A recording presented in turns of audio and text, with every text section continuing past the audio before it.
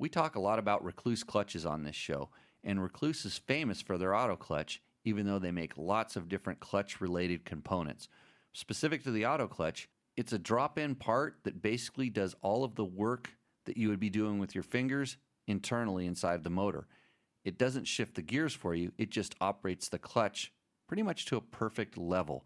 It's very adjustable, there's lots of different setup options, and you can get that clutch to work however you like.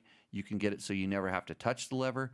There's some setups where you can still use it like a normal clutch, but the bike just won't stall anymore. So Recluse is responsible for getting these podcasts uploaded.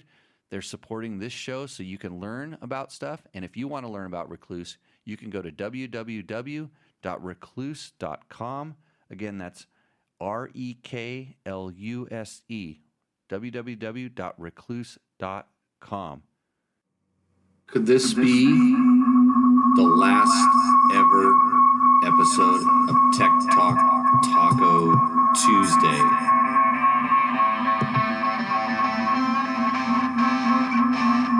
You're going to have to wait and find out, because maybe, just maybe, there'll be another one.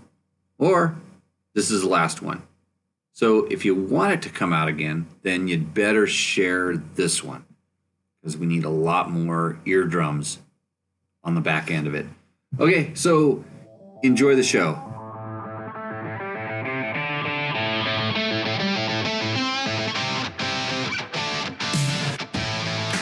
Live from Pahrump, this is the show that we call Tech Talk Taco Tuesday. And we talk about dirt bikes and dirt bike related products. We answer your questions. We do this, lately we do this when Jimmy feels like doing this, because Logan, I told Logan, I said, Logan, I think you're going to have to take over Tech Talk Taco Tuesday. You're going to have to just do the whole thing. Didn't I tell you that? Maybe, but you didn't pay attention. No. And you haven't been taking notes. How many shows have you been on, Logan? 58. 58 of them. If I had to guess. Okay, that's a good. Yeah, I was going to say 60. I was going to guess maybe more. And so you're totally prepared to be the host of this show when I keel over and die. Because everybody expects this, you know. Yeah, they want on Tuesday night, they want Tech Talk Taco Tuesday. And we all know in this world that we live in, there's things like COVID, and then we ride dirt bikes, and both of those things can kill you. And what happens if probably more likely if I go ride my dirt bike and something bad happens, then Tech Talk Taco Tuesday has to go on. So you've got to take the reins, right? Yeah. Got it. Okay. So tonight, why don't you answer all the questions? All right. And then I'll read them. Is that better? Let's try this. Oh, that's game right there. No, I'm just picking on Logan. I usually do I pick on you a lot in this show? A little bit. Okay. But you keep coming back. Yeah. It's Tuesday night. It's a full moon. I was just informed by Mojave Bob. And now should we start calling you Pahrump Bob, or just Bob who knows Bob wherever Bob? Yeah, I don't know where I'm at either. Yeah. So Mojave Bob said it's a full moon. He said be warned. So it's good advice. I'm sure some people have some questions about what's going on with Dirt Bike Test, and I'm going to answer that question. Probably because I went on vacation a couple times, the network canceled the show. You knew that, right, Logan? Uh-huh. Yeah, so that last week the network canceled the show, and the weekend before did we do a show, or was I just on vacation? I was gone. I just dropped out. So, and then the problem is technically the company that runs Dirt Bike Test stopped doing business at the beginning of the year. So technically on December 31st, 2020, the company that does all this, whatever this was, kind of stopped operating. And that was because well, we hadn't lost any money, but we hadn't made any money. This company and some of the partners that in the company, some of their things changed and folded, and they kind of went away. And when we did this digital magazine, which we did last year. I hope everybody looked at it. Well, and if you didn't, you could be part of the problem, but then again, you're not to blame because maybe you didn't know about it.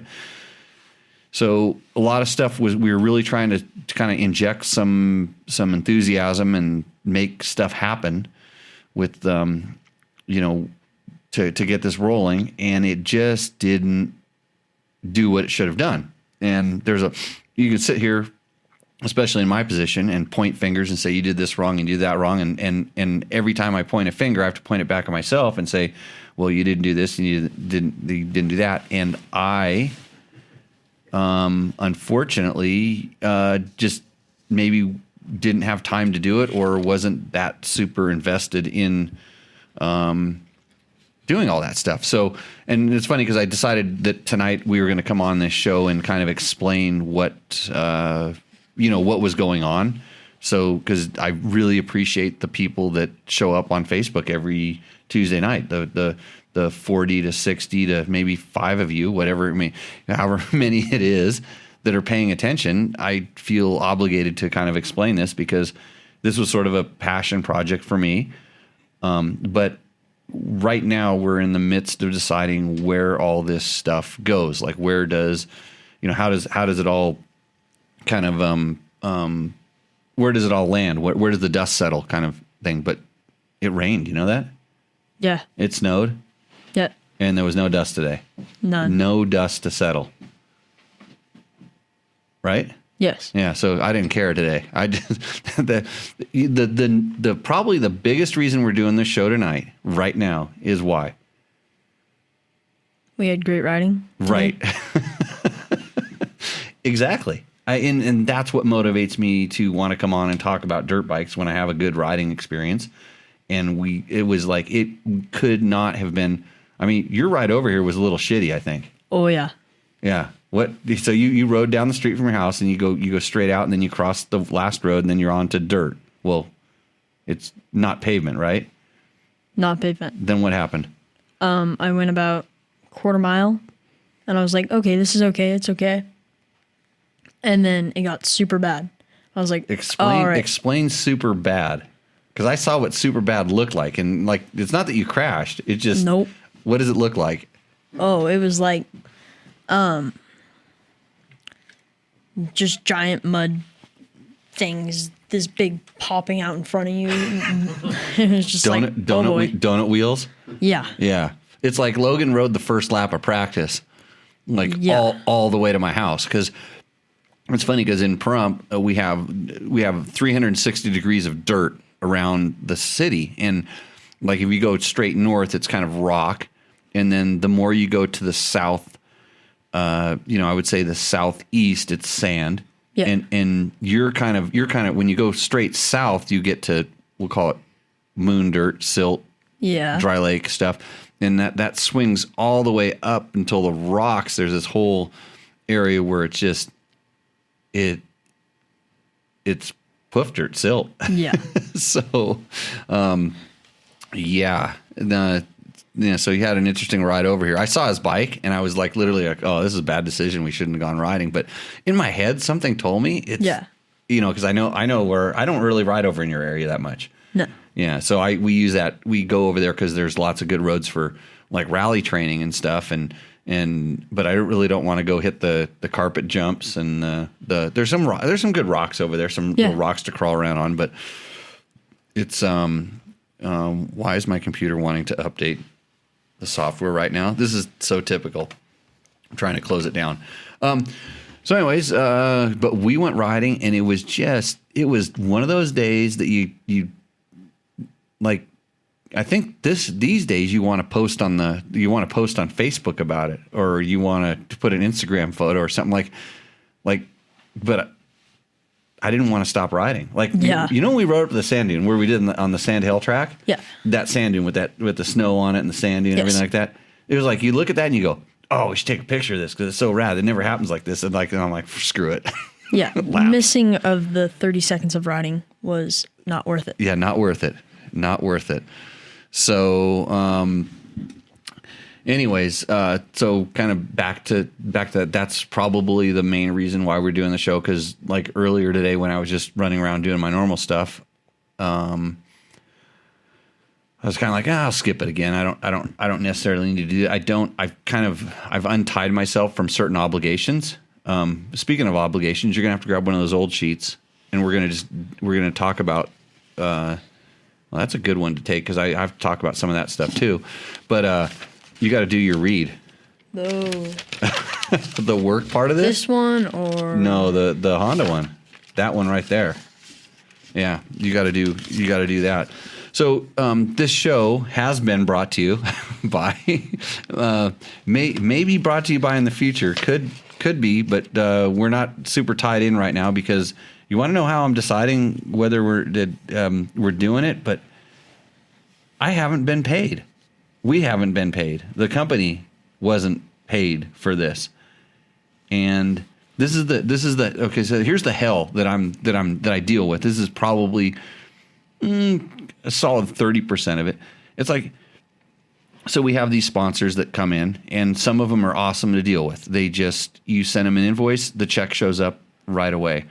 You don't have to explain to them that, no, we're dirt bikes and dirt motorcycles and off road. And they're like, oh, but we have this really interesting, we're really pushing our touring bike this year. Like on-road touring bike. Oh, no, it's the touring bike. No, it's on-road. Oh, yeah, but well, aren't you motorcycle? And it's I have to have this discussion, and then it's like, no, I can't. If I did a read for, and I kind of, if you know enough to understand what I'm talking about right now, if I did a read for a company's touring motorcycle, you would think we were idiots. Like if I had Logan right now tell you about the 6-cylinder, with Bose sound and integrated, like your mind talks to the computer and it rides itself, like you would not be interested in that as a viewer of this podcast or live show. And for me to have the time I have to spend to explain that, and then I have to kind of chase them down and tell them that, oh, no, we're two-wheeled dirt bikes. Like, oh, okay. Oh, which one is that? And you're dealing with this company's multi-million-dollar marketing budget, and we're trying to get a couple nickels out of it. And so this stuff is difficult for me. And it's not on the person. The person at the agency is just doing their job. They are doing a job, and they got interested in advertising and advertising agency. The fact that they worked for a motorcycle company, or maybe that company is now a Powersports company, or maybe they're managing the whole budget for the whole brand. Whether that involves cars and other stuff. And I don't know. I don't understand their job as much as they don't understand what we do. And so those hells are part of the reason that because we don't have, it's like Dirt Bike Test was essentially 3 dudes in their spare time doing the work. So that's 30% of it is just like, I don't want to do that. I just want to be Jimmy. I want to produce content. I want to ride dirt bikes, tell you about how they work, be reliable and credible. And then, so I'll get to the two next 30% as we dive into this show, and I'll try to explain this if I can remember exactly which 30% I'm talking about. But the first is just dealing with the business side of it, which I understand business and economics and stuff like that just enough to make myself somewhat successul, but to figure out how budget codes work and how to submit things and do RP requests for proposals, fill out requests for proposals, which is basically an ad agency telling me to do their job for them and then sell them on the program that they're going to all of a sudden say they discovered and then pay me to do. I'm like, really? it's like you should know who you should. And here's the problem is that they go on Google or they go on something and search some key terms, and then they see who the quote influencers are, and that influencer is the same guy who can ride a motorcycle with 40 pounds of air in the rear tire and tell you how it works and not know it. And then he gets more views, so he's better at tagging his stuff or, attracting viewers. And this is the conundrum, and I've got to rant about that later on too. I was going to let you talk more, Logan, right? Yeah. Yeah. So, should we go to the questions on the? Should we go to the question? No, you're going to read your read. All right. Okay, you do that. Honda and their new 2021 CRF 450R is designed to take you straight from the starting gate to Victory Circle.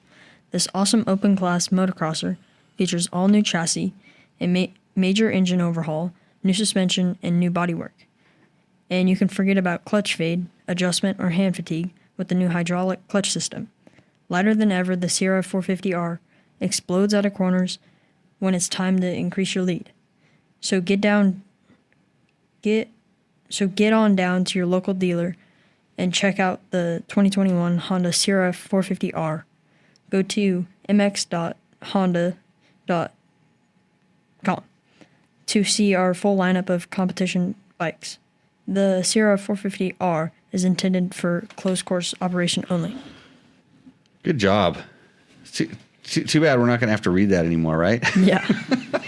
Just when you nail it. You had the KTM one pretty much hooked when that one. And I suspect that we lost that because I didn't nurse it. I didn't go babysit the relationship. And so, and I'm not babysitting the Honda one either. because this is all paid for. All this is all the equipment and stuff here. You fans out in the audience, you're paid for. You know what I mean? Mm-hmm. No, you paid to be here, right? Yeah, you get your invoice tomorrow. I mean, the invoice. I mean, Logan collects $5 at the door, right, bro? Yeah. So, oh man, I saw a lot of good comments on the thing. I got to kind of respond to some of these things. Yeah. So for sure, thanks for welcoming me back, Rusty. About the shirts, because I sent out some shirts, and I know I have some orders that I haven't gotten to in 2 weeks. That portion of Dirt Bike Test for sure is getting shut down, like the Shopify, the thing that we have, and it's expenses that it didn't make sense, but I'm not going to do it. And I have the current inventory of shirts, which I might give to somebody that's more interested in handling that, but I'm going to shut the Shopify down. So if you want shirts, so what time is it right now? I'm just going to timestamp this. It's 7:19 p.m. on January 26, 2021, in case you're listening to this at a later date. That Shopify is going to exist for a maximum 2 more days. So 48 hours from right now. If the order isn't placed by then, you cannot get another Dirt Bike Test t-shirt in any way, shape, or form that I know of, other than like beg or something like that. I'm not sure. So if you're interested, I think I have 2 or 3 pending orders. I'm pretty sure the people I noticed the names. Some of the names, the people that ordered shirts are in the chat room right now, and I'll get to those. But in 48 hours, I'm going to shut that whole operation down. So good on that. Yeah, I'm wearing a Baja Designs hat. That's actually Baja Designs is one of the people on my happy list. Actually, I should have gone and looked at the list of the people that paid us for the magazine like they were supposed to. Dan Shui.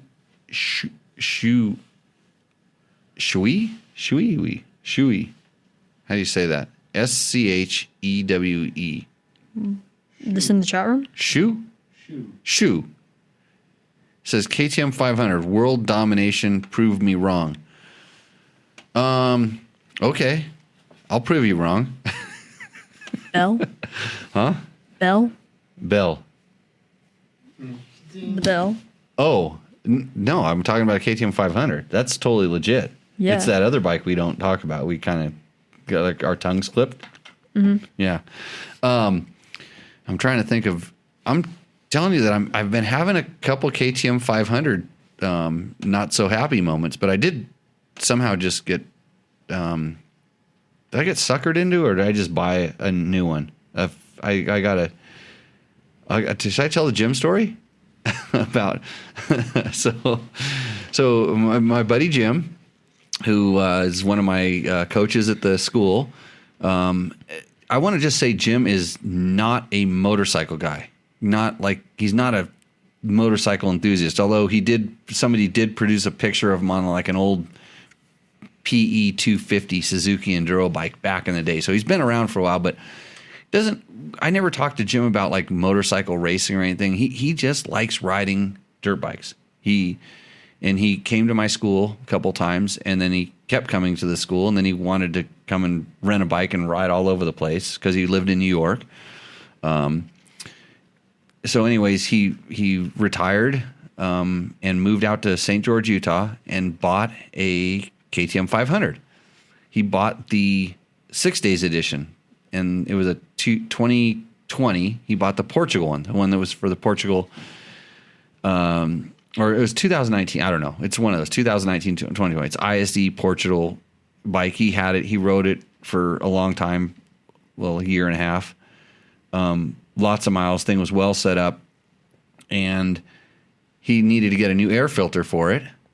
Because I guess his other one was worn out or whatever. So he went down to the dealership and bought an air filter, but they had a brand new one that said Italy on it. A KTM 500 6 days said Italy. He went home and said his wife, he said, "Hey, they had one just like mine, but instead of saying Portugal, it said Italy." And she says, "Oh, why didn't you buy it?" "Well, I didn't know I could." So he went down and bought it. Okay. He went down and bought it. He's done well for him, so he's good. Went down and bought an air filter, bought a brand new bike, brought it home, and then so he brought them both here, and then he proceeded to start taking all of his parts. His steering damper, he has Scott's steering damper and stuff, and his turbo clamp, he moved it over. His Cherbys tank, he moved over. He liked all of his stuff, that he had on his bike, and so he was proceeding to move his recluse clutch, all the things. And then he goes, "Jimmy, I think you should buy this bike. That's really nice." So I guess it's the 19, whichever the Portugal one is. It doesn't matter. It's a KTM 500. It's a good bike. So I think I may have bought that bike somehow, way, shape, or form. It's in my garage. I bought it without a rear wheel because he said the one thing he wanted to have a spare rear wheel. So he said, "Can I take the one off that one?" I'm like, "I think so. You're selling it to me and just without a rear wheel." So he said, because he noticed I have a lot of rear wheels because we're always switching them around from all the rental bikes and stuff. So I have extra ones. So anyways, KTM 500 is really, it's dominating my wallet right now. So yeah, I need to upgrade some because I started realizing that my old ones are actually really, really old. They have probably too many miles on them. We're talking getting close to thousands of hours on these bikes, and it's enough mileage and hours on these bikes that I probably shouldn't be riding them as hard as we do, especially when we're doing rally training. So I'm looking at preserving one a little bit more only for rally training, and then taking the other ones and moving them into our rental fleet. So, okay. Thanks, Mark. Yes, I did deserve my vacation. Todd Kelly says he missed his Tech Talk Taco Tuesday. Mike Spurgeon says, that's Taco Mike, says the magazine was terrific. It was. Might be a one and done. You're going to have to talk to the other people about that. We will see. Let's see. Dwayne Coulter says, being a business guy is harder than it looks. Everyone. Hell, most people aren't very good at business, but you sure are good at riding and teaching riding. Well, thanks, Dwayne. I do okay with business because I just treat my business like a checking account, and it needs to have money in it, and I don't run on credit cards. And so we were Dirt Bike Test Moto Media, the company that owns it, was never really in debt. Well, not until the last part of the last year. We kind of went into a little bit of debt, and I loaned it money to bounce it out of the hole, and then I decided it needed to be shut down. So Jimmy, there isn't another source out there with your insight and expertise, honesty, etc. You leave, that's a huge void. Well, we'll get into that. That's the next 30%. It's some of that later. Let's see. Jimmy and Logan riding together is like me riding with my son. So much fun. I'm not your dad. Your dad's right there. Yeah. I don't crash as much, Tim, do I? I don't know. You don't know. Are you just No. being safe I here? just go big when I do it. Feels big. I just don't do it often, but I went big. Does he tell you how to ride as much as I do? No. No. No. He just lets you go. I've never taught him how to do anything. I teach him how to everything else to teach him. Let's see. Rusty Neal, how do we help you keep going? Okay. That's a good question, Rusty. I appreciate it. You know, when we first started doing this podcast, I kind of talked about like, you know, hey, this thing needs to get sponsored and everything like that. And then, I believe it or not, a few people just out of the blue figured out how to send money, like through some of these sources. And I don't, my goal was, my initial thing was like, I don't, because we talk about products and companies that, you know, that have supported us and everything. And I'm like, that's a pretty good endorsement. I mean, I sell myself to these companies. It's like, look, if I'm going to talk positively about your stuff, like you should have to pay for that in some way, shape, or form. It's kind of like a sponsorship. It's a sponsorship. Like you sponsor a top racer because they go out and win races. You want to, I don't do that anymore, but you want to sponsor what I'm doing, which is talking about stuff because and I wouldn't talk positively about your product if I didn't believe in it. So I'm probably going to roll some of this stuff into some stuff you're going to see me roll out through Jimmy Lewis Off-Road, through our riding and training classes and stuff. So there'll be a way. This format, I've spent enough time. I don't want to just like Ash Can Tech Talk Taco Tuesday. I like doing this. I like it when I get good questions. I like explaining the questions. I want to, have people get educated, but I don't feel like the way we were doing it before when we were had the ability to promote products that, in the last few months, I've had people come to me and say, hey, can I give you this? I'm like, yeah, you can give it to me. And they'll want to give it to you, or they'll say, well, can you put it on Dirt Bike Test, or can you do something with it? And I'm like, yeah, I'll get to that in my free time. And they're like, okay, yeah, okay. Oh, you're free. When's that? I'm like, free time. Just like how you have free time all the time, and that's when you just do and you just see them all of a sudden they realize it's like, what are you saying, Jimmy? And I'm like, well, I'll get to it, and that's a free product. I'll just get to it in my free time. The paid products kind of take priority, and I do have some stuff that I was, other jobs that pay. There's jobs that have there's a payment involved. It's like I'm going to do, I'm doing this, and a lot of most of it actually is not editorialized. It's not. I don't really talk about it. I'm doing something on a product development side or whatever, and I don't talk about it.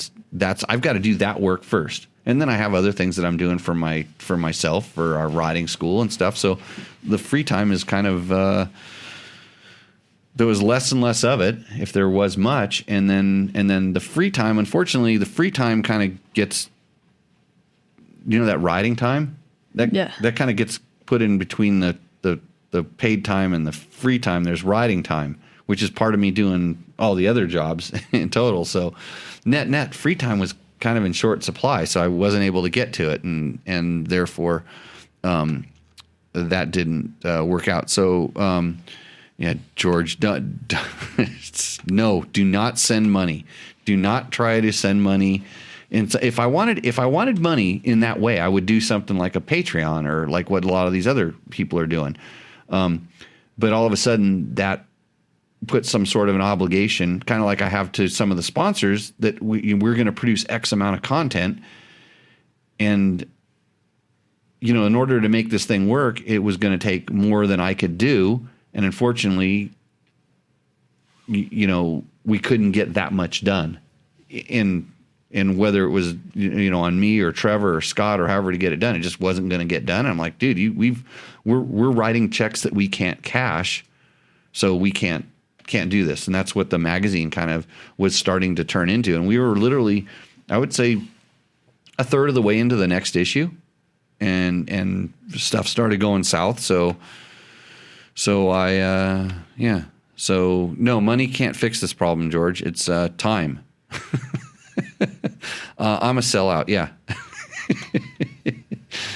Let's see. I only play role mix of what? Talking about dirt.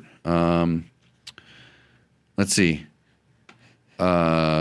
Yeah, I did send money back to not only one guy. It was actually a few guys I sent money back to. Any good questions on there, Logan? You see some? Victor has a funny one at the end. Oh, Victor, huh? Yeah. Hey, Victor's part of my problem. Victor, so in the garage right there, Victor hooked me up with a super awesome set of cabinets that I need to go install them. So that cuts into my free time, which is kind of how I do a lot of this stuff. So see, Victor, by you getting me those awesome cabinets, and Victor said, hey, I maybe helped him out. He's like, hey, they were probably, I don't know if they're going to trash him or he has a way to get rid of them, but he found Jimmy, and Jimmy shows up with his little truck and full Sanford & Sons, loaded those things up and took them out of here. And they're going to go in my barn, in my shop. It'll be really nice. So, Jim rides more than Jimmy now. That's what George says. That could be true. That's going to change. Jimmy needs a marketing and sales guy to drum up business and jump through hoops. I thought that I partnered with one or two of those guys, but not so much. Yeah. Okay. What does Victor say? I would suggest that you say it. Oh, why? Does that have bad words in it? Probably. Oh, probably. Okay, let me scroll down to the. How far down is it? Is it way down there? Most recent one. The second to most recent one. He says 2. Okay, let me scroll down to the second.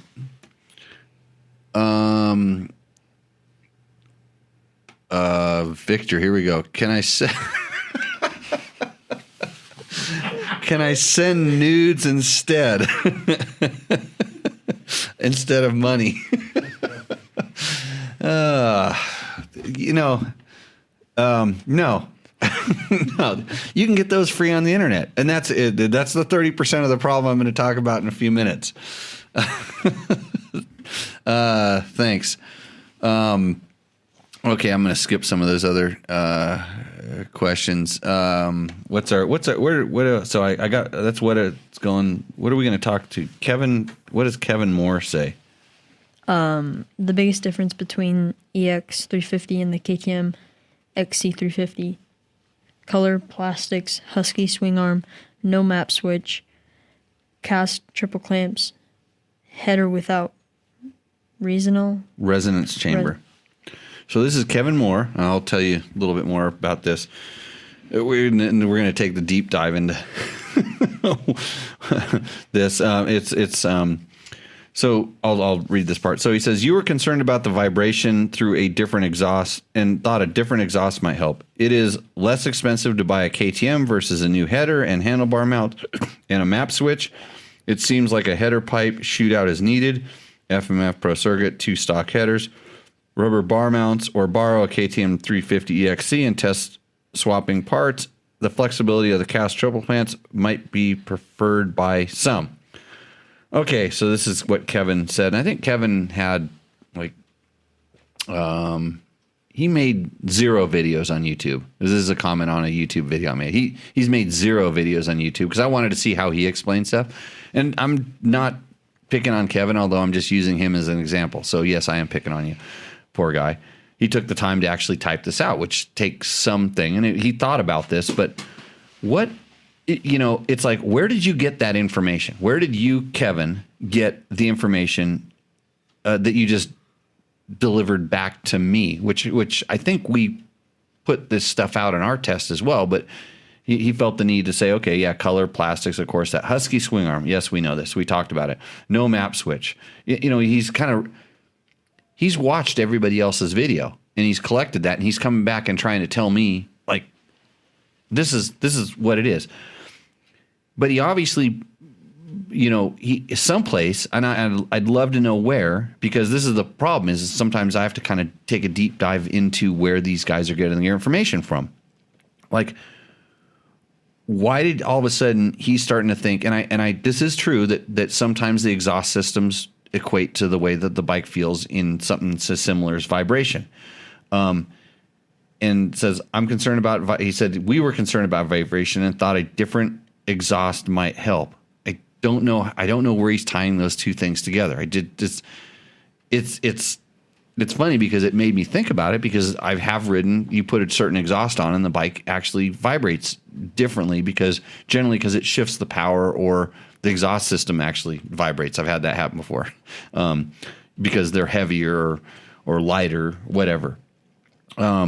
And then he kind of goes in, you just, pointing around different things about difference between a gas and a KTM and what might cost or not cost. How much time do you think it would take to do what you suggest, to get those two pipes? So, okay, let's just say I'm Kevin and I want to do this. How do you get a KTM, two KTM headers, because there's different ones, and an FMF and a Pro Circuit pipe, besides just going out and buying them? Like, how do you do that? I mean, I can call them and probably get them if I explained what I was doing, but okay, how much time does that take me to do it? And we start talking about like what this would involve me to do to do what he's requesting.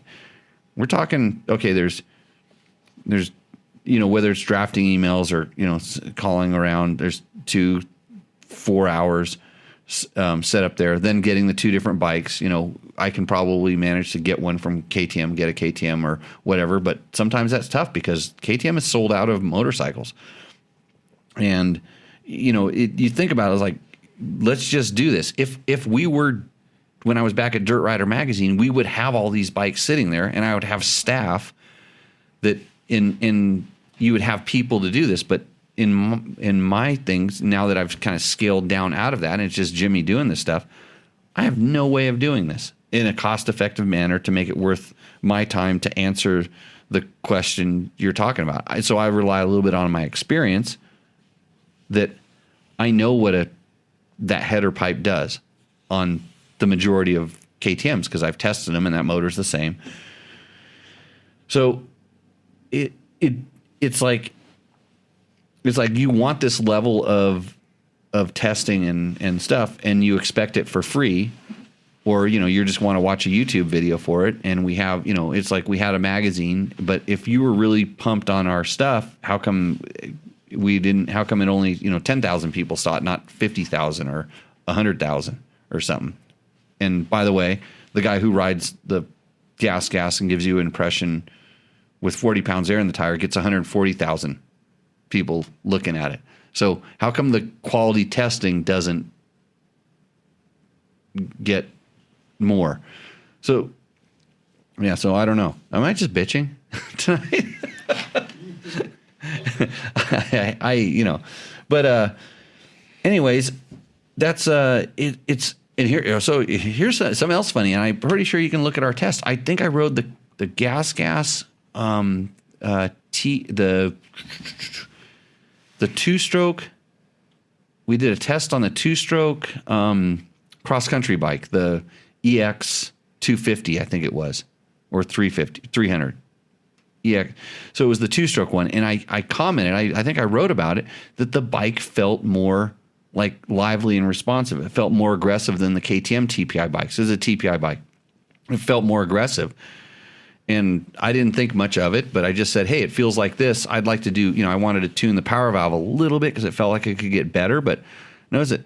And now all of a sudden, all over the internet, there's, hey, that bike has a different flywheel.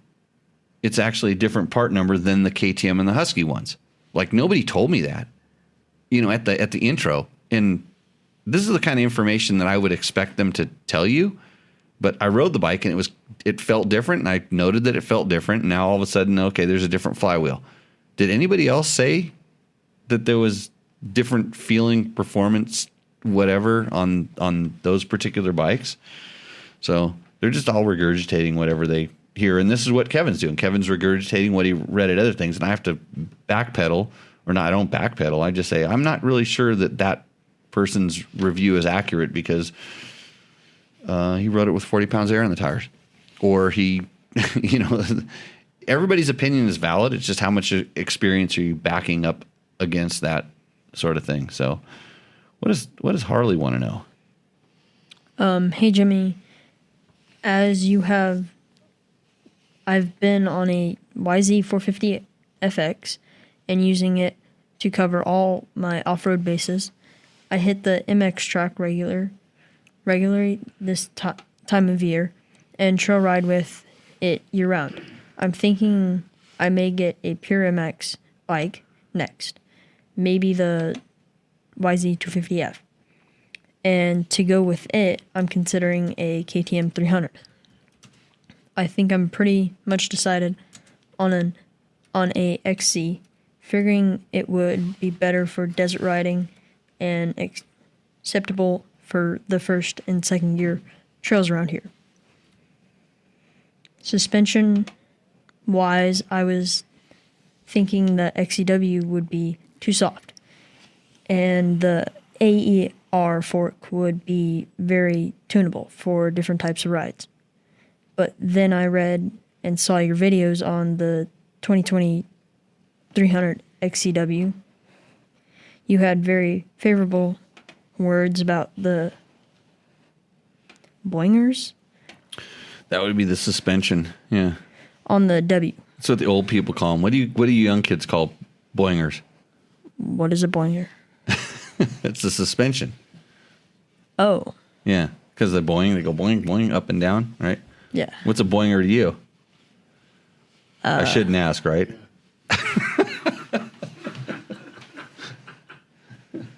Keep reading. Sorry. So now I'm back on the fence between the two. A big question is if the XC has a power character that allows it to chug at super low RPM. If it is closer to the SX two-stroke. Can I coach you through answering this question? Sure. You met Harley. Was he at the last class? He's on a YZ, or was he at the class that you weren't at? I think the time. He's on a YZ 450 FX. Yeah, I think that was the one I missed. When you missed, okay. So,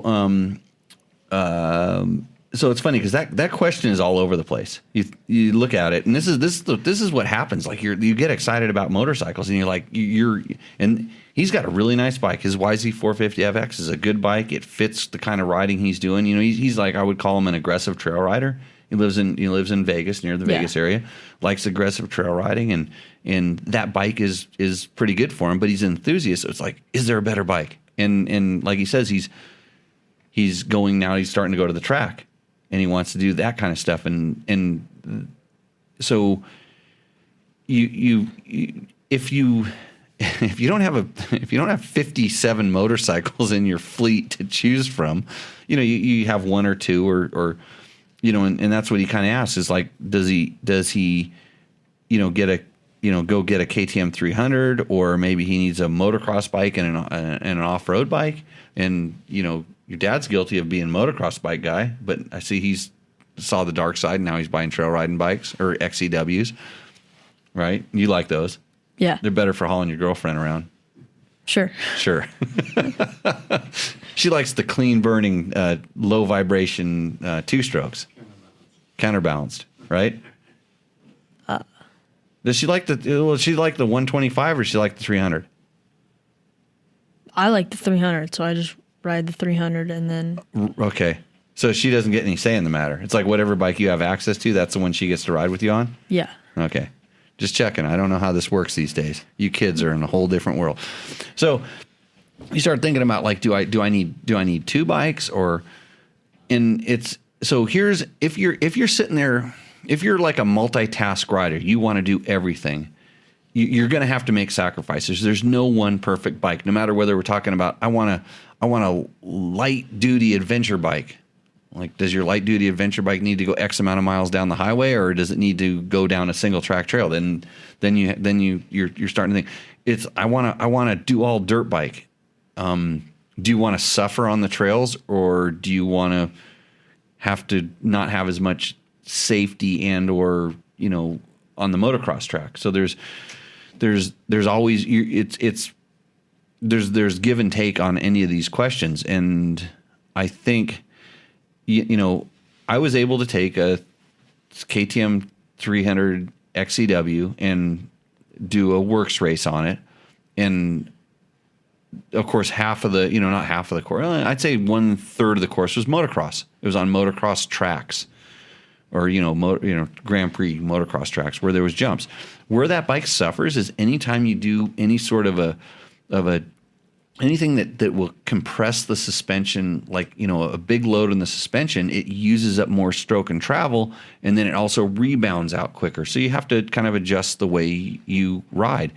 Would I take I always have a motor. That's what the YZ125 is. That's my motocross bike. That's for being aggressive and riding, because I know the suspension is set up, and if it hadn't bogged, I would have hit that jump out there. Oh. Yeah, I would have done it. I would have tried it for sure, because I know I can get up on the flat part. I don't know if I can make that transition down. I have no idea if so there's a jump. Yeah. The jump these guys built out there, and nobody's hit it. They spent a lot of time shaping and crafting this jump. They actually were out there watering it before the rain and everything. I showed Logan, and he's like, "What's up with this?" Because you look at the shape of it, and it's freestylish, but really quick transition. And when we were out riding the other day, I had we had the gas in the 125 XC, and the guys were out there watering it. And they saw us ride up, and we have, we're doing photos and stuff. So, we're out riding. We have nice gear and everything. So, of course, we're the guys that are going to hit it. They're like, "You guys going to hit it?" And I'm like, looking at them, like, "Okay, I see that jump." I said, "Hold on a second." I went over, and I rode up on it's kind of like goes to a table, and there's a little bit of a transition. I said, "Where's the landing? Like if you're going to get shot off this thing, where are you expecting to land? Because the transition's pretty kind of crazy." So, but I would have done it on the YZ, because I know I could have hopped up, and I could at least saw how that thing, because I have no idea where the trajectory is, but I know I could have got up in the flat spot, and that bike is sprung stiff enough to where I could do a motocross landing. Had I been on an enduro bike, not only would I not do it because of the way that bike would have gone into it, and compressed, and then compressed too much, and rebound. Like, I know my YZ would go in there and compress nicely and take off like a supercross. It's kind of supercross style jump. I know how it would have taken off, and I can trust it, where an XC, to get the speed you need to get up to even the safe zone, it's a mystery. Yeah. And so here's the conundrum. Okay, now we're dealing with suspension. And then it's like, well, what about the power? And like, I can always modify that by how far I turn the throttle and what I do with the clutch, et cetera, et cetera. But, so you're making all these kind of, these compromises on like if you're a one type rider, I only ride single track, I only ride in the mountains. It's so easy to find the right bike. But when you start, and that's where these FX, like his YZ450 FX is a great bike for that. KTM makes 350 XC, that gas 350 EX we had is a good middle of the road bike. I could take that and I would have no problem going to the motocross track right now on any of those bikes. Is it as good as a motocross bike because of the holdup? For me, no, because I can ride it fast enough to feel a difference between a true motocross bike and a off-road bike. But at the same time, if I never ride a motocross bike off-road just because I don't want the punishment. So that's where the line is drawn in the sand for me. So the power characteristic, and I think it comes down to this big question.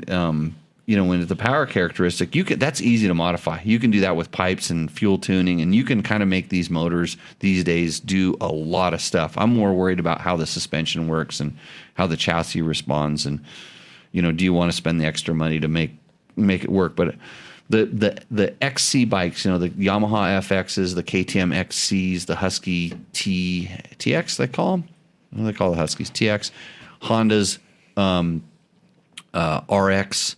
Kawasaki now has KX XC. The XC or X's, they changed the name a couple times. But these are these bikes that are kind of crossover. Everybody has a different way of interpreting that. Like the KX ones are 100% motocross suspension.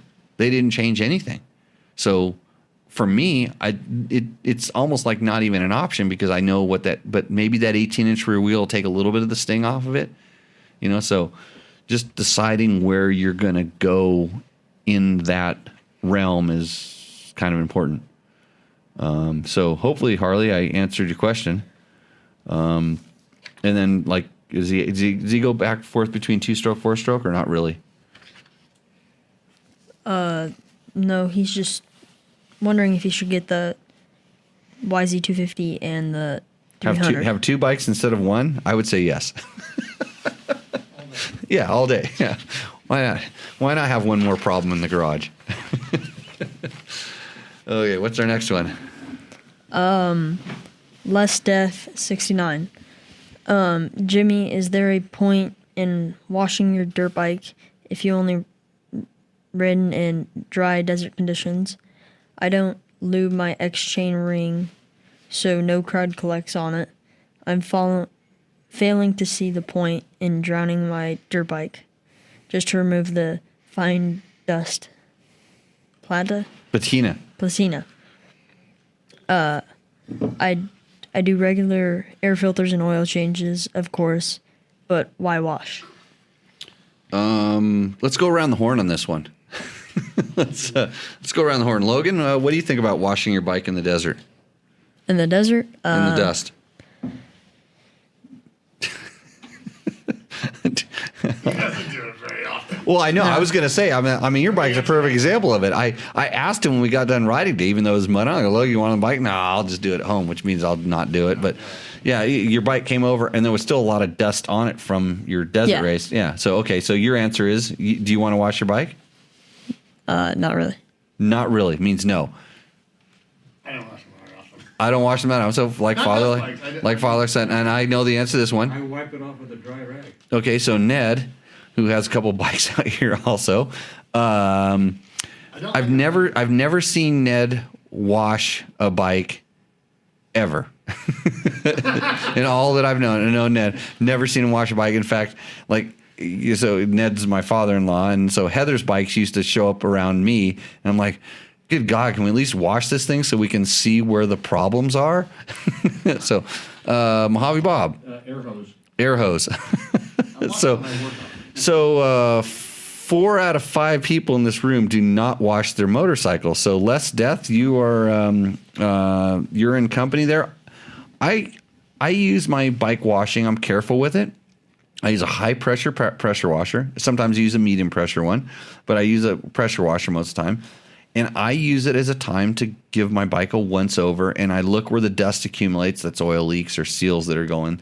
And when I'm spraying things, I'm paying attention. Are there loose spokes here? Does this chain need to be replaced? Do this whatever? You know how when we're doing bikes at the school, which I make Logan wash bikes after our school, we wash all the bikes. Half of that procedure is they need to look good for the clients or as good as they can, but it's to look the bikes. It's give it a chance to look it over. So whether you're doing it with an air hose or a pressure washer, I mean, I don't think it's a big deal. And Bob is raising his hand.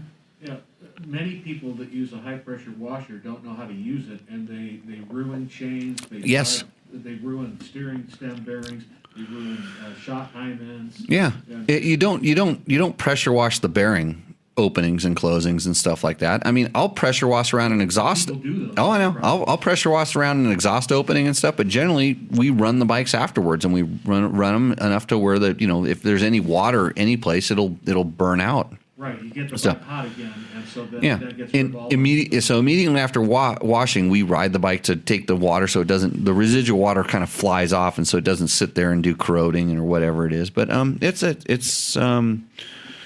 I don't think you have to. It's obviously proven effective for these guys. They all still have motorcycles. And Bob, this is your third question. Next time you're gonna have to pay. The prompt patina makes the bike look dead. Prompt patina makes the bike look dead.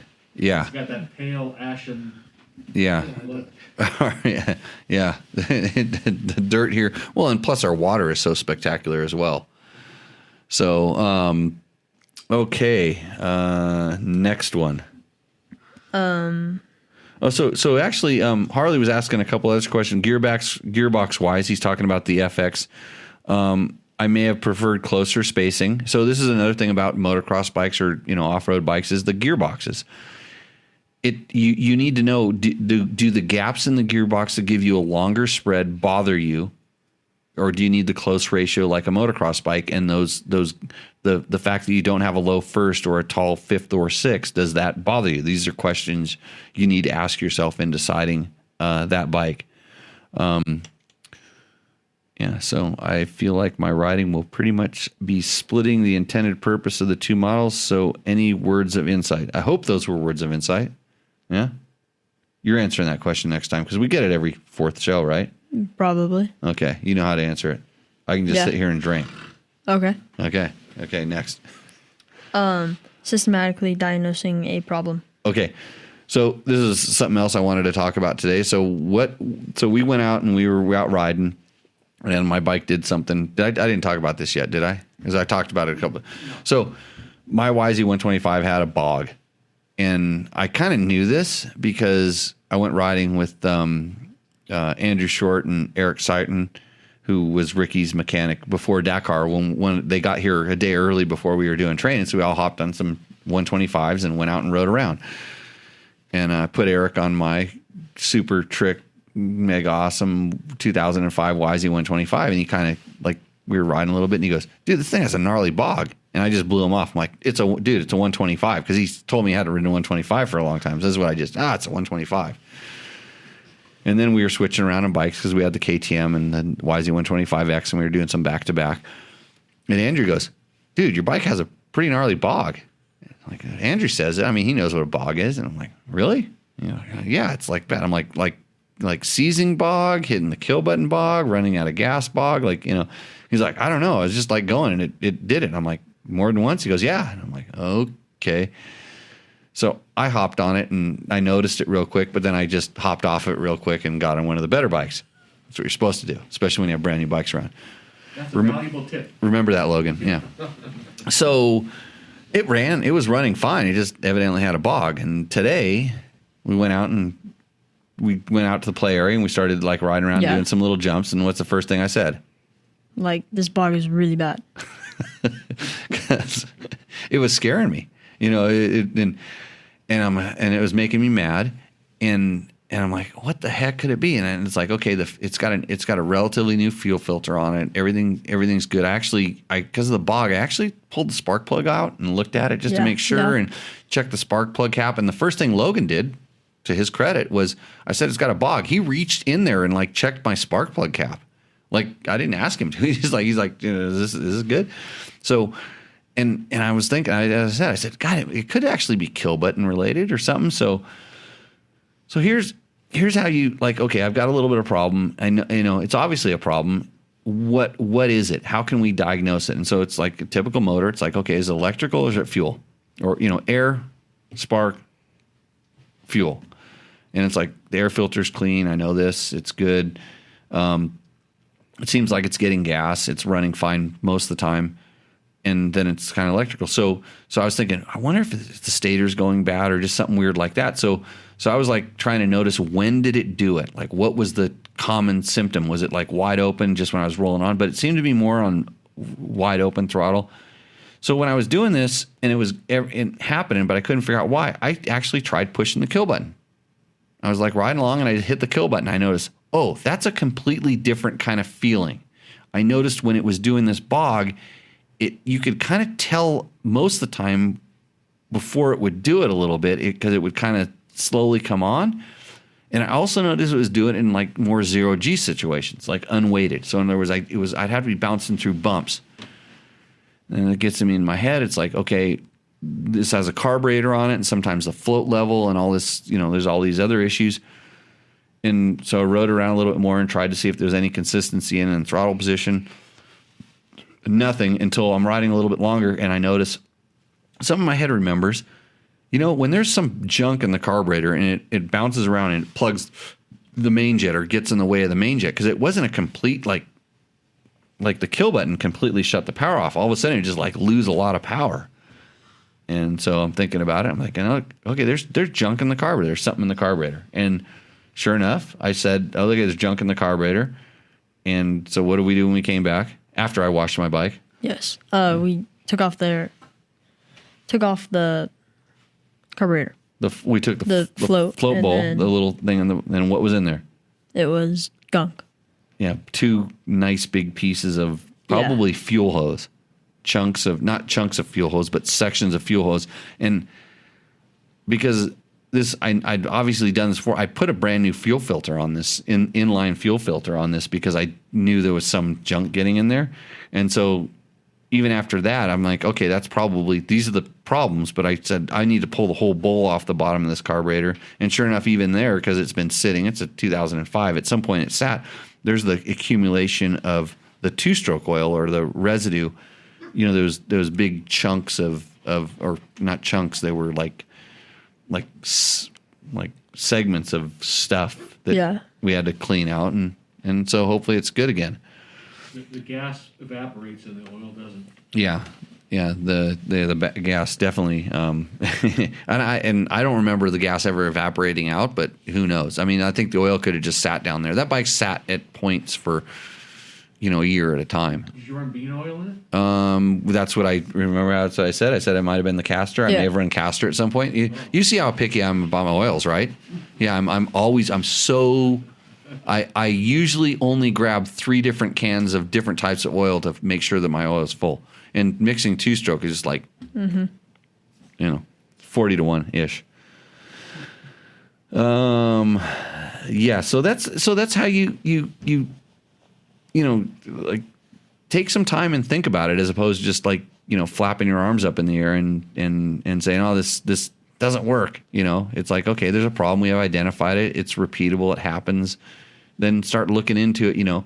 If it were like, I've gone to the point where, is it lean or rich? I pull the choke, and does that make it run better or worse? Or, block off some of the air vents so that you can make it lean or rich, or, try pushing, switch out easy to switch out parts really quickly. And does it make it better or worse?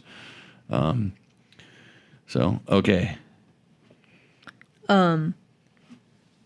Nachi Quinty? Yeah. Okay. New seating video. No, that's nauseating. Nauseating. Nauseating. Video.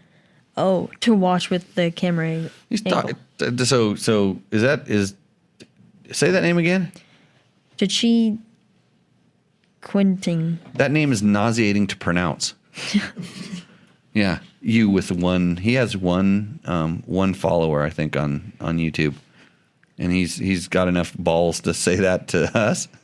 He's right, But you know what? There's a button you can push that will turn it off, and you don't have to watch it if it makes it nauseating. Because I don't watch nauseating, but like the fact that I would really prefer constructive criticism. Identify the problem and propose a solution. Kind of like I just talked about with the YZ125. We had a bog, we worked through it, we got a solution. Now we have a good running motorcycle. Yep. This is all he's saying. Is it's nauseating? He says nauseating video to watch the camera angle with the camera angle. Oh. It's like, guess what? I don't know how to do anything better than that. So you throw up. That's the result of what you should do right there. That's what I think. Yeah. Oh, yeah. You get what you paid for. Like, I can provide a service. Like, actually, I'm going to start nauseating video channel, and I'm just going to do my shit, and you can watch my nauseating videos and go from there. So, you want to start that channel with me, Logan? Sure. I'll let you edit them, and then I can blame you. Yeah. Next. Doug Tooney. Hey, Jimmy, really enjoy the show, but my work schedule prevents me from watching Tech Talk Taco Tuesday live. So thanks for taking the time to answer my questions. I ride a 2014 KTM 200 XCW in Ohio and Kentucky. A radiator hose recently developed a leak, but I ended up replacing all of the hoses. I removed the thermostat and housing because I was too cheap to buy all the modeled hoses. So, yeah. So, what's his name? It's Doug. Doug Tooney. Doug. Yeah. Hey, Doug. You're just like me. Like, if I could find the hoses cheaper, I'd probably do exactly what you did. So, it's in reality, is there a problem? No. And he kind of identifies it. Like on a lot of the competition bikes and stuff like that, there's no thermostat. on the in reality, on the 4-strokes, on the fuel-injected bikes, because they do take a temperature sensor, there's the temperature plays into the jetting and stuff like that. It could cause your bike to run not as ideal as if you have the thermostat, which is going to, thank you, sir. It would, the thermostat is there to help the bike warm up quicker and keep the bike at a consistent temperature. And so, yeah, Bob, you want to interject? If you're riding down, Hey, do you want to do this, host this show with Logan? If you're driving down a country road, Right.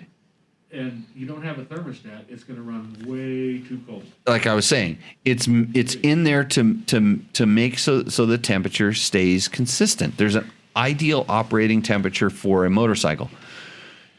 And generally, like the way that they design the cooling system, they make the radiators big enough to handle the cooling load under normal usage. Now, if your normal usage is riding it in the snow and with cold air always flowing through it, is a lot different than us riding out here in August when it's 115 degrees. And so at that point, like when it's hot, you don't need a thermostat. It's wide open. It's just flowing straight through. It's maxing out the cooling capacity. So if you take it out, just warm the bike up. Make sure you warm your bike up. You have to be a little more concerned about that. It takes a little bit longer.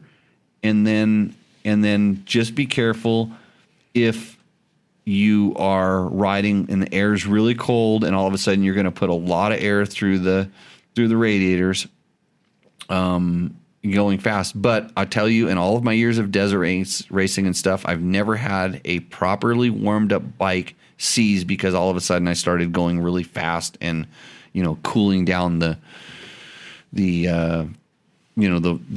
My KTM desert racing bikes, and they were 125 and 252 strokes, never had a thermostat in them, and I never had a problem with that. So I think it's a convenience piece essentially. Just to make it more ideal. But then again, your KTM 200 is not really meant to be going wide open down a road when it's 30 degrees outside, and that may actually cool stuff down enough. Again, okay, it's 20 cents. It's really important quarter for the fuel-injected bikes because they'll get so cold that they'll run off the end of the lookup table and think you're trying to start it in cold weather and just keep dumping fuel and dumping fuel. Yeah, that's what I said. That's what I said is like the fuel-injected bikes are a little more sensitive to this because their mapping, not their jetting, their mapping is dependent. There's a certain mapping for every temperature, and if it goes down to too cold, it's going to do whatever it does to do the startup. And on emissions compliance bikes, and maybe Chris Reel can comment on this a little bit more, they have special startup loops that when they know it's dead cold, and if it gets down to that temperature, I don't know that these ECUs can say, hey, whoa, we're starting again, and they do certain things where they get really rich and then really lean, because they start the bike and then it can't produce emissions. So there's a lot of stuff that goes into those things, but his bike is not that, and I think he's going to be just fine. We were talking about working on your riding today. I was going to talk about that. Yeah. Yeah. What'd you learn today? In Sandy 125 the throttle is an on and off switch. Yeah. Yeah. Yeah. Actually, most. No, actually, on a 125, the clutch is an on and off switch for sure. Yes. I didn't go into the whole clutch thing. I didn't tell you to just lay off the clutch, right? We didn't get there. No. Yeah. Which I don't touch that. You don't need the boost power? No. You don't? No. Really? Do you remember I told you my problem was like I get on it too early and I have to pull the clutch in, so I reduce the power with the clutch, and like that's like my problem. So where this show actually may go, if it goes on to Jimmy Lewis Off Road, it goes on to our riding schools things. We actually may talk a lot more, or we may develop a whole new podcast show that deals specifically with riding techniques and how to deal with riding techniques, and that might actually be something you may have to pay for, subscribe to. So look for that in the near future. It's something we've been working on since COVID. Matt, you remember Matt, that kid that sits over there every once in a while? He's a Prump kid, but he tries to deny it. He's like trying to be all Reno. What is like Reno now? Like that's definitely higher class than Prump, right? Yeah. Huh? Not really? Huh? I struggle with that. You struggle with Reno. Really? It could be worse. I think it is. Okay. I don't know. It seems nicer. It's like you can. Yeah. No, we have mountains. Well, You they can see have their mountains here. stuff. They have their stuff. Like, look at the median house there versus here. Oh, yeah. No wonder I have to pay him all the time because he needs to afford to live up there. He could just move back down here and like live under a rock for almost free. But he's going to UNR. Yeah, he was a physicist. Money. Yeah. So we've been working on developing some pretty cool stuff. So that's the thing that's going to take up more of my time. So we're kind of working on that. But so it's funny how, I mean, you teach at my school. You're a coach. Yes. At my school. You're almost like Jim, except you're not trying to sell me a KTM 500. Yeah. Not a wheel. Right. Without a wheel. Not a wheel. Well, no, the bike had the wheel when I agreed to the purchase. It just the wheel seemed to leave the negotiations afterwards. Yeah. But it. So did you ever think like what I told you? And I told you like I wanted him to. He was kind of like. So he was kind of rolling the throttle on a 125 and that's not that effective, especially on a KTM. And we actually talk about this in the test that we'll put up there that Matt wrote, about that throttle. The bike doesn't accelerate unless it's wide open.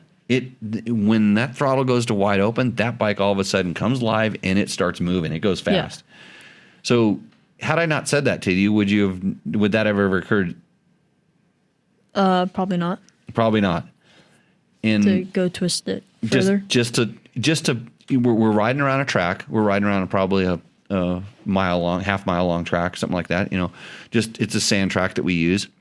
We were riding around it, and I could tell you were kind of like struggling with it, or no, you were struggling. You're just kind of riding. You're just kind of riding around. You're doing okay. Actually, I noticed he's really good at like staying in the lines, like ruts. Like what usually freaks people out, he's putting his wheel in ruts that should bother most people and doing fine with it. Because he was every lap I'd come around and his track was right in the rut and it was getting deeper and deeper and no problems. But he was also kind of squaring up the turns. These little things you can kind of pick out. But the one thing, because I could hear it, it was like just wasn't on the gas. I'm like, okay, Logan, I want you to practice one thing. Just put it in second gear and I want you to just. The throttle is either two positions, on or off. Just on or off. And you did that for a lap. And what did you notice? I was faster in majority of the entire track in second gear than what I was before. Yeah. And a lot of it, he was in over rev. I mean, he got on like that. And it was actually going kind of slower because he needed to shift, but I didn't. I told him, don't shift. Just learn the power. Learn. And so it's just taking something that's really simple actually, but you never even think about it, and then just play with this. And then it was like, okay, now I'm gonna let you shift, but I want you to treat the throttle the same way. It's either on or off, and it's hard. Yeah. Because what happened now? Now you got speeds and bike's going really fast. Yeah. Like really fast. Mm-hmm. Yeah. Especially his weight. I mean, that thing just gets up and goes. So when he clicks in the third gear and goes, that thing really, really goes. So yeah, we had a pretty cool, just like learning that. And then, so we went over another track and I heard you were riding completely different. Yeah. And then when you stopped and you were listening to what I was doing, right? Yeah. I was trying to just listen and. Yeah, and that's the way you ride it. That's the way you ride a 125. Yeah. It's pretty much on or off, point and shoot. And you hear those times when you settle the throttle to kind of carry your speed around something. Yeah. But then you get it pointed and then it's bang and it's either on or off. There's not if you do this, it's you did something wrong or you're losing time. So it was pretty cool. I like I said, I noticed like the last time you were riding, even when we were riding back here, I heard you. It wasn't before. It was like, actually you didn't hear him. You didn't really hear him. Yeah. And on the way back in, it was like, the thing was taped a couple times. It was good. So, yeah, good on you. So where's our next top? Go for it. Jim Jarvis. That was a class act by Ricky Brabeck and Sam Sutherland staying with Toby Price. That was nice to see among competitors. Also, nice job by whoever is loading the Tech Talk Taco Tuesday episode so quickly to the YouTubers. Whoa, is that a compliment? Yeah. Yeah, you like that? Yeah. Yeah. Is that going to happen tomorrow, by the way? Yes. Because if it doesn't, this episode may never get uploaded. Yeah. Yeah. Okay. Just check. So, we haven't really talked. We didn't really talk about Dakar, do we? We haven't done a show since then, or not much. But Yeah. if so, there is a Dakar Daily podcast. I think the guys that did it, Quinn Cody and some, I don't remember the guy's name. Ziggy. He's the guy that ruined Dirt Rider. This Jesse Ziegler guy. They did an awesome podcast. They just Dakar Daily podcast that they kind of recapped each day and did some stuff. And I don't know if they've done any more episodes. I haven't really checked because I think I used to get a notification on my phone, but I listened to all of them and I was on a few of them. And they probably learned how much work and how profitable a podcast is. That's probably what happened. But if you want to hear takes on that, I would suggest going there. We just didn't get a chance to talk about it, and hopefully in the future I'll be able to get Ricky and the boys back in here, and we'll do some fun ones because those are always fun. I really, it's funny because they hate doing media because it's work, but they don't mind sitting around BSing here because they know it's not real media. But hey, in rally, in off-road racing in general, when somebody goes down, that's what you do. You stop. You at that point your race doesn't matter anymore, and you just expect that the race promoter somehow will give you back that time or whatever. And in certain racing, they don't have the ability to track it. In Dakar, they do because they have a GPS and they have an organization. They know when you stopped and how long you were there, and they can give you back your time and stuff like that. So in that rally, for sure, the riders know that and they even talk about it in this podcast that some riders have used it as a strategy play before, because they may, if they're opening, they can stop with somebody, or they're close to opening, they can stop and stay there. But those guys were truly, I know Ricky for sure, and Sam, with his teammate and stuff, they're definitely concerned with the safety of the riders, and they want to make sure that that there's somebody there for that rider that's down in the helicopter, till the helicopter comes and stuff. But that's just the sportsmanship and stuff that we expect. And that's the way these guys really are, because they don't, at that point, they're more concerned with their competitor than their own race. And that's the first thing that goes through your head. After that, if there's some strategy to come into play, which actually Ricky kind of got screwed by stopping, just when he left and released, he rode in dust the rest of the day, as opposed to having just a few tracks in front of him and no dust. But it's good. So what's our next one? Charles Walters.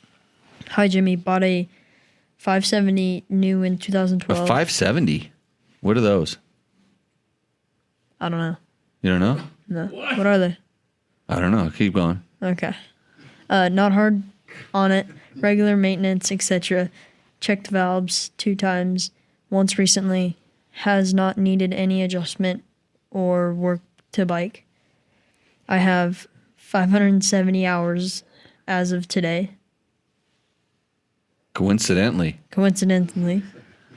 Sure, I can hear the times. The timing chain. A little. No oil burn. Starts up consistently. I like taking long rides in Baja. Does that sound like a dating profile? For me? I mean, it's like, is Charles trying to like hook up for a little, like, like a little rendezvous with some 570s? Like, we're not going to talk about what kind they are, yeah. What kind, so what do you suspect a Husaberg is? A Husaberg? Are we talking about Husabergs? That's like the lady boy of motorcycles, Yeah. Oh, geez. Yeah, we did it. We talked about some Husaberg 570s. How surprised are you that I didn't ride my Husaberg today? Not super surprised. Not really. Why not? No. The last couple rain days, you said you were riding the 125, and I was like, perfect time. Right. And because we haven't had that much rain. And this was a perfect time for. Right. I'll explain this to you, Logan, because it's kind of complex. You might need to have the physics degree that Matt's working on to understand this. So you need a certain amount of rain that goes down in the dirt enough to get enough traction for a Husaberg 570. Because like I was explaining to like Ricky one time, he's talking about how fast his factory Honda 450 rally bike is and all this stuff. And we were riding on this one trail that for me was completely smooth and just it was just awesome. It was like this road that wandered around and he was like, dude, that thing was just so hooped out. And I'm like, yeah, I was in front of you. I mean, you didn't. He's like, it was totally hooped out. And he's like, what, your Husaberg digs hoops like that? I'm like, no, you don't even understand. There was so much traction that it actually warped the earth. So it's like, when a carpet gets kind of curled up? Yeah. Yeah, that's what my tire was doing to the ground because there was enough traction. It was like making it like a strip of bacon. Like bacon comes out, it's like nice and flat, yeah. and it curls and makes those wrinkles. That's what my Husaberg with a good tire on does to the trails. And so I have to be concerned about when I ride it. I mean, that's only when it really benefits me to experience all that horsepower. So, yours, Charles's Husaberg is worn out. We need to talk about this. Husabergs don't wear out. Actually, if you're talking about working on them, we don't want to talk at all. Just don't want to talk about it. 570 hours. If it's not smoking, if you can hear the timing chain a little bit, man, I just wouldn't work on it. I would keep riding it and don't touch it. Cause you can actually take the timing chain off. You can pull the valve cover off and take the timing chain tensioner out and pull the side cover off and the flywheel off. And I think you can get the timing chain out and replace it. But generally if a timing chain is worn, so are the gears just a little bit. And,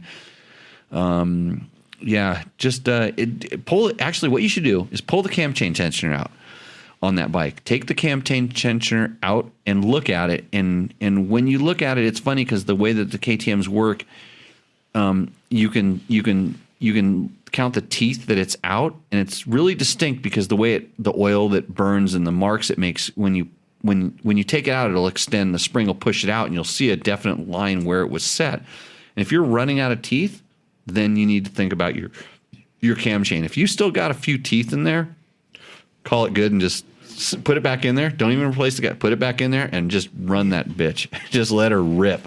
Yeah, enjoy the sound. So, no, we're not going riding in Baja. Me and you. No, it's not happening. Next. The kitchen technician.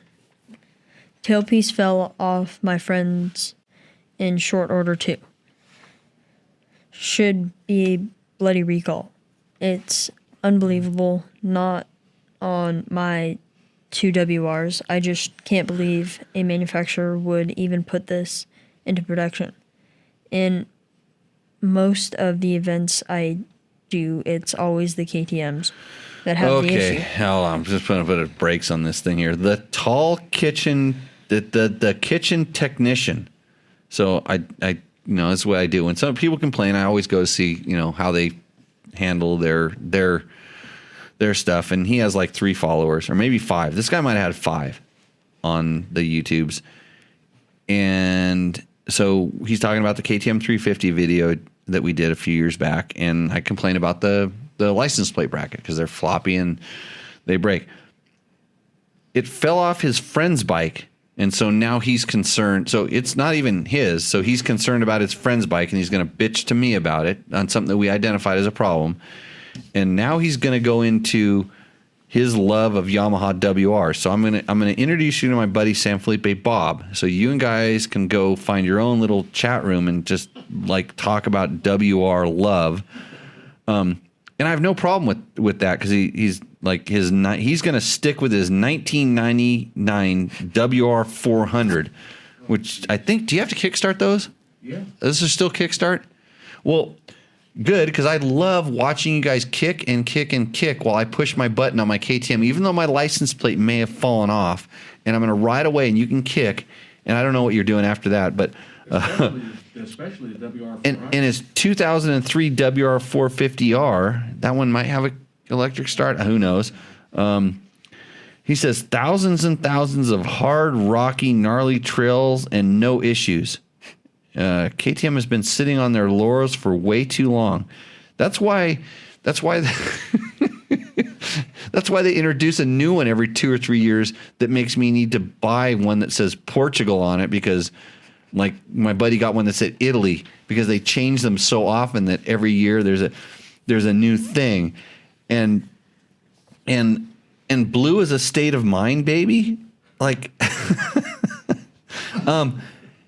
You can't even get a damn license plate on your WR, so you can't even ride like on 99% of the roads that I ride on with your WR, even though I don't have a license plate because it fell off. So with you and your two 5 followers, take your kitchen to technician.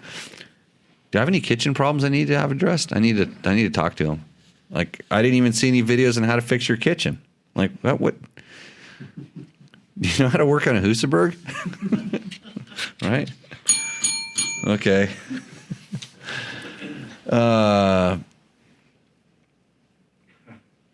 Okay. What's this? Oh, this is a question from somebody. Eric. Eric? Okay, yeah. Eric wants to know. I am taking a huge risk on the redoing the top end on my bike, or just keep riding until it starts doing something unusual. Oh, that was the Husaberg one. Somehow I pasted that in the wrong spot. Yeah, no. You're not taking a huge risk on your Husaberg 570. Okay, I'm gonna let you in a little secret here. If you just give it a little hug every once in a while, like nobody has to look, but you just like just give your bike a little hug. Even at 570 hours, it's okay. It'll do fine. Just don't work on it. Just keep riding. Oil, air filters, all good. Nothing else. So this is Eric wants to know these questions. Would you run tubeless on a dual sport ride that takes you out into remote territory? The question is, would I or have I? The answer, have I? Yes. Would I? Not by choice. The reason is, so tubeless is an interesting system that turns your tube tire into a tubeless system. The problem is it's the problem and the benefit. It's back and forth. Is tubeless is really good at running super low pressure in a tube type tire.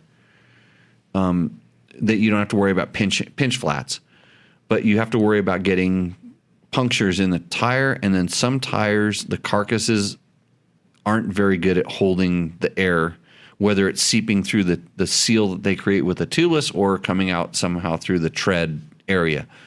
Like if you were to get a small cactus needle in it, for instance. So for me, tubeless is, I never need to run when I go in remote territory. I typically do not run a pressure that would be advantageous to running the tubeless system. In other words, lower than 8 psi. And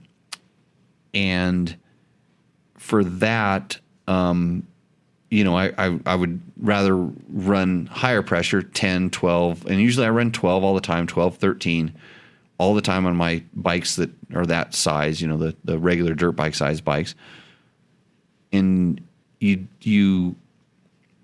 so at that point, a tube, you're not going to get a pinch flat unless you do something stupid. And I know how to repair tubes, and I carry a tube. But with a tubeless, I also carry a tube, because if everything goes wrong, like you really slice the sidewall or something, you can put a tube in. So I carry a tube for that. Some people have said, hey, it's just as easy to patch to use the plugs like you use on a UTV or a car, to plug your pinch or your puncture on the tubeless tire and stuff. But that's just a different kind of setup, and I would always still carry a tube, so it's just more things. It's maybe just a little too complicated. So the answer is, by choice, no, I would not run tubeless on a dual sport ride. And here's the other thing about dual sport ride that I found. If your dual sport ride involves very low speed, where you would get an advantage from tubeless, and then high speed, I've been riding on like washboardy roads, and I've noticed my tubeless system, even at a higher pressure, 12, 13, 14 pounds, slowly work its way down, because I think when you're hitting those bumps on the washboards, or I've even had it happen on freeways that had the plates, the cement plates and stuff like that. It's because I think that the tire actually buckles or ripples or something enough to make a little bit of a leak between the tubeless and the tire. And so I've actually had them slowly go flat over long periods of time on washboard roads. I don't think they're ideal for dual sport. That's my take. Question number 2. I hear that patches don't stick to heavy-duty tubes. I have found a tube and patch combo that are worth carrying. Have I found a tube and patch combo that's worth carrying? So no, patches stick to heavy duty tubes as simple as they stick to light duty tubes or anything. So the tubes, the patches I started carrying when I was carrying them, because I don't carry them that much anymore because I run mooses a lot of times now, but were these ones called scabs, and they were these little purple things. They're made by the slime company, the company that makes slime, and you just take them, rough up and clean off the area on the tube, and just stick them on there and knead it, roll it down. And I had really good luck with those. There wasn't the need to run to have the little packet of rubber sealant stuff, the rubber cement, that no matter when I've ever gone into my fanny pack to use it, even if I just put it in yesterday, it's always punctured and hardened up. Amen. Yeah. So, and I've bought some that's in like little plastic containers, and I've tried putting them in containers so they're isolated. I've never ever had that stuff be like, when it's brand new, when you buy it from the store, it's never like that when I use it on the trail. It's either 90% worn out or completely worn out. So the scabs were pretty good, but they have a lifespan. And generally when I went into my fanny pack for the scabs, the patches to use them, I realized that they were at least one day past their lifespan, so they weren't as effective as the new tube I was also carrying, or better yet, the new tube I made my riding partner carry, because I always tell them, I forget bringing the new tubes. It's your job. Number 3, I am still suffering through the Garmin experience. It has let me down less than the others I have tried, and it is the devil I know. I'm considering an Android phone with a GPS app. What is your choice for backcountry navigation? I like how you are using the word Garmin and devil in the same sentence there. I tend to agree. I don't know if it's a devil or God, whatever, however you want to work it. But, because my problem with Garmin stuff is they're kind of a little bit like Apple. There's a certain amount of proprietary stuff that they kind of hold to themselves, and they make it difficult for you to take the information that you have in your Garmin and give it out, or take information you want to put in your Garmin and take it in. I prefer a more open source thing. That's why when my go-to for backcountry navigation is the TrailTech Voyager. It's not for everybody because it's got its quirks and it's a little bit different. But I tell you what, that GPS unit, for a motorcycle specific GPS unit or a UTV specific GPS unit, especially if you have friends, which I heard that having friends is really kind of neat. It's neat. They're like people you can do things with, and they enjoy you. You know about this, Logan? Yeah. They have this thing called buddy tracking, and a friend and a buddy, I guess those are synonymous. So the thing about the Voyagers, you have this buddy tracking, so you can see where your buddies are.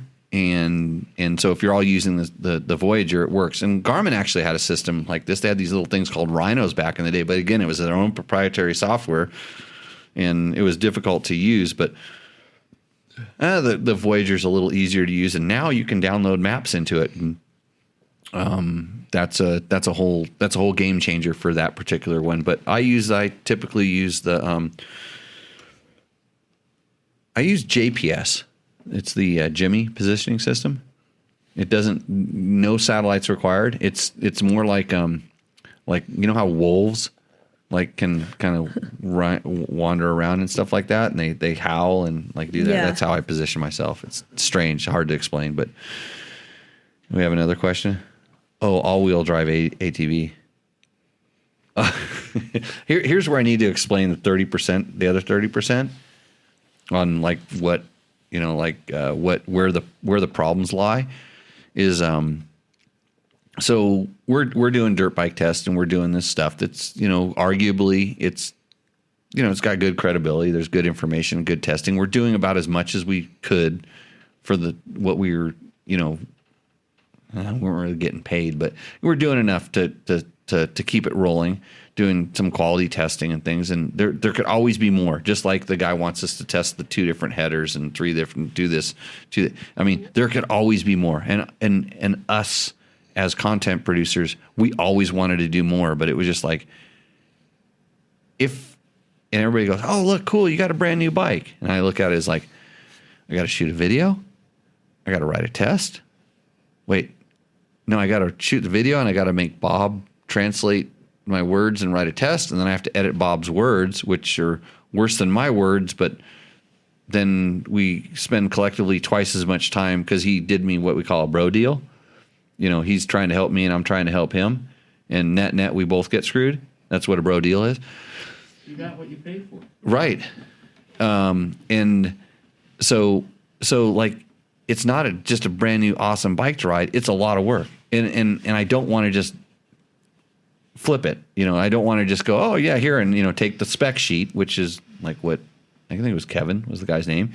He told us what was different between a gas and a KTM.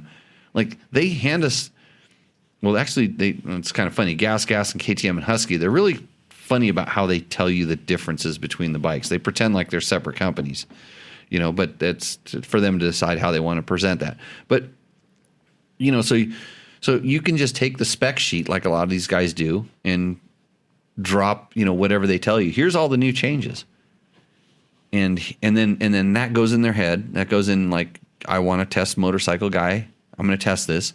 And then he goes and rides it and what do I think about this? I'm not really sure what I think about this. What's everybody else saying about this? And the ears, it's they grow at the intros. These guys walking around with these giant ears, they're listening for the seat's hard. Oh, you said the seat, Logan, seat hard?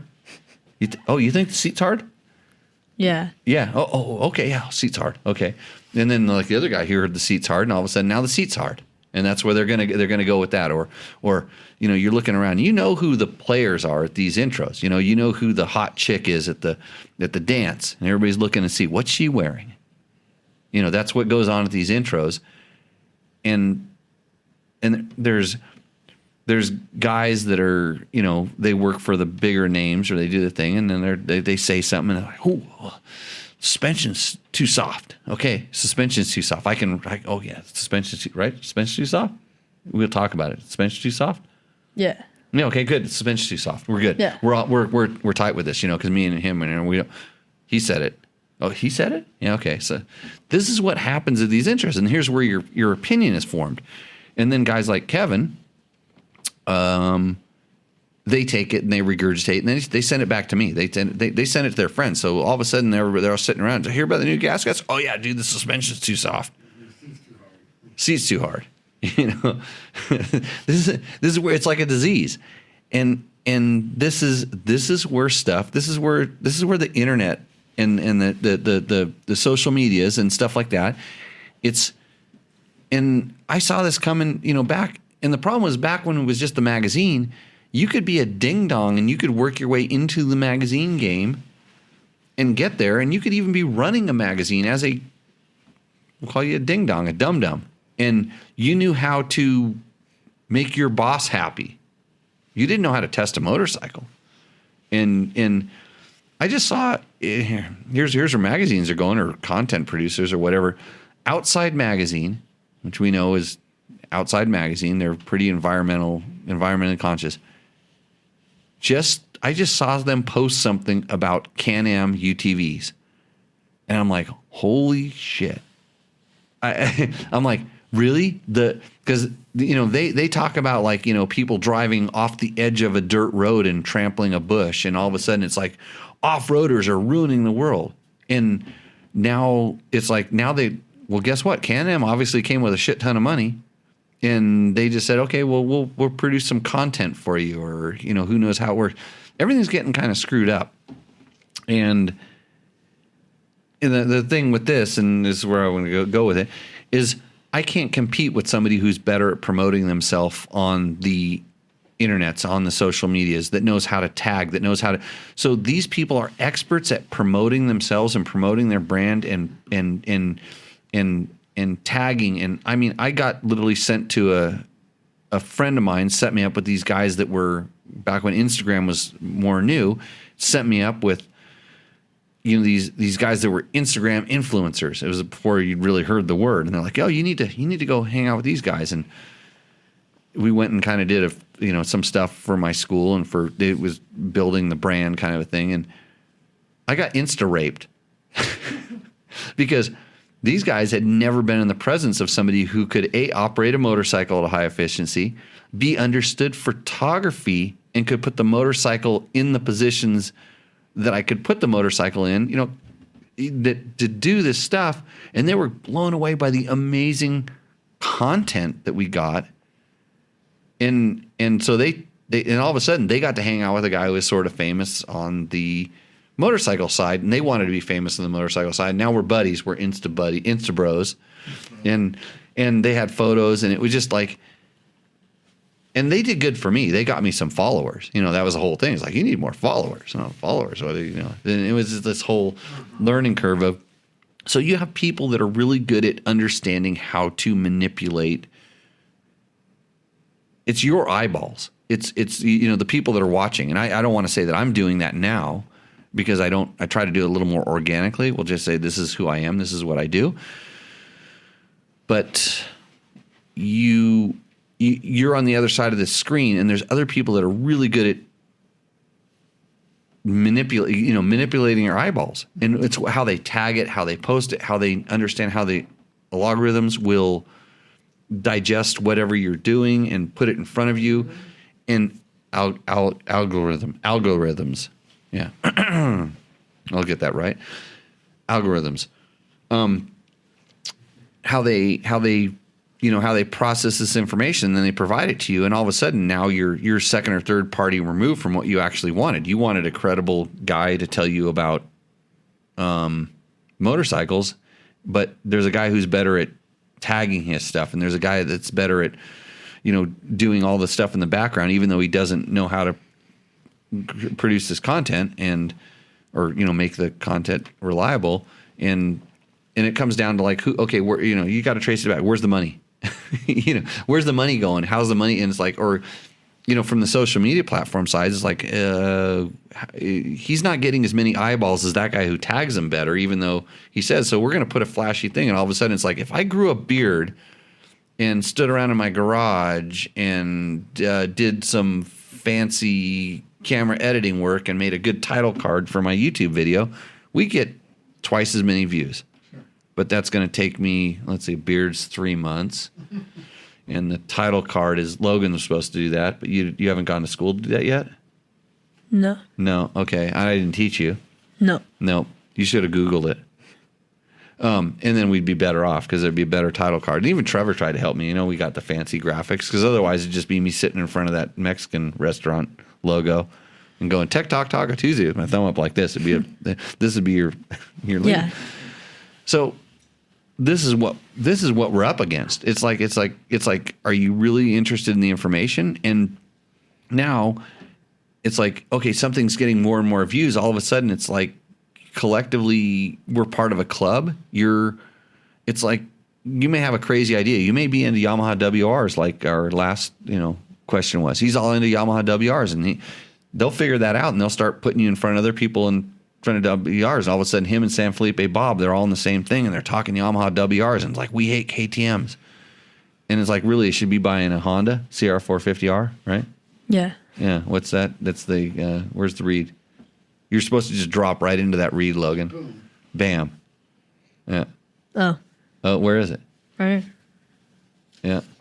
No, that's the California emission standards for off-road vehicles. Logan, you blew your cue. Yeah.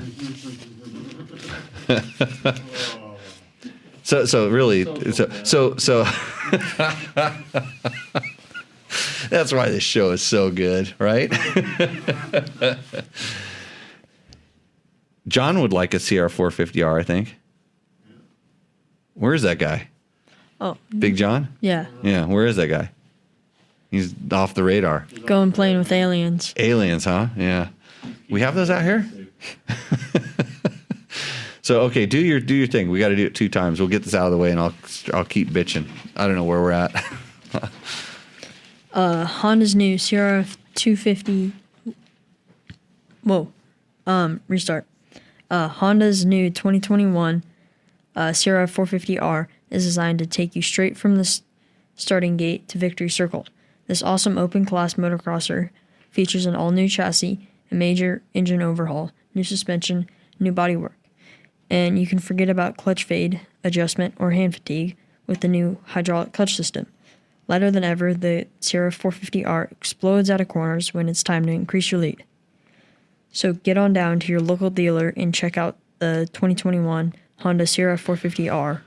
Go to mx.honda.com to see our full lineup of competition bikes. The CRF 450R is intended for a closed course operation only. So mx.honda.com to get your next bike that's not a Honda or a Yamaha WR, where you can go into the chat room and enjoy it. Yeah, thanks to Honda. Actually, I talked to a couple other sponsors. Climb has always been supporting me since like we started doing anything with dirt bike tests, which has been really good. Recluse has been on lately. I use their stuff quite a bit. Fast Company. I run flex handlebars on pretty much all my bikes, and now my new e-mountain bike got flex bars on it. Yeah. That's huge. Yeah. Like mountain bike suspension is amazing, but at the same time, it really sucks for comfort. Yes. Like yes. they don't like comfort evidently means your bike is inefficient. And so it's the same thing. Flex bars on my dirt bikes can make bad forks good, and they do the same thing on my e-bike, which is kind of crazy. Pretty stoked on that.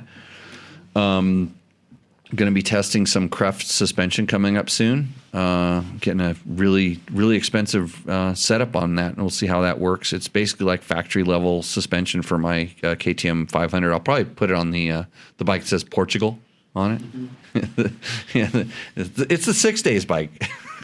It's the 6 days bike. So Bob kept raising his hand over there, and his arm hurt so much. His hand was up for so long. I wanted to see how long it could stay up. But it's good exercise, Bob. What did you want to know? You were describing the new bike introductions and right. how that all works. You're describing groupthink. Groupthink, yeah. Which goes on Instagram.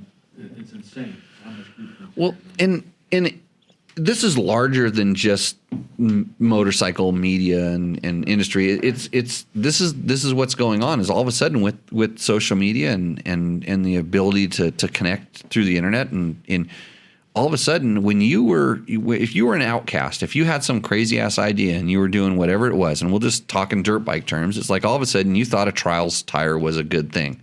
Like trials tires, they should be used everywhere, and you start going down trials tire avenue where it's like, everybody has to run trials tire because they're less damage to the ground and all that stuff. I know people like this.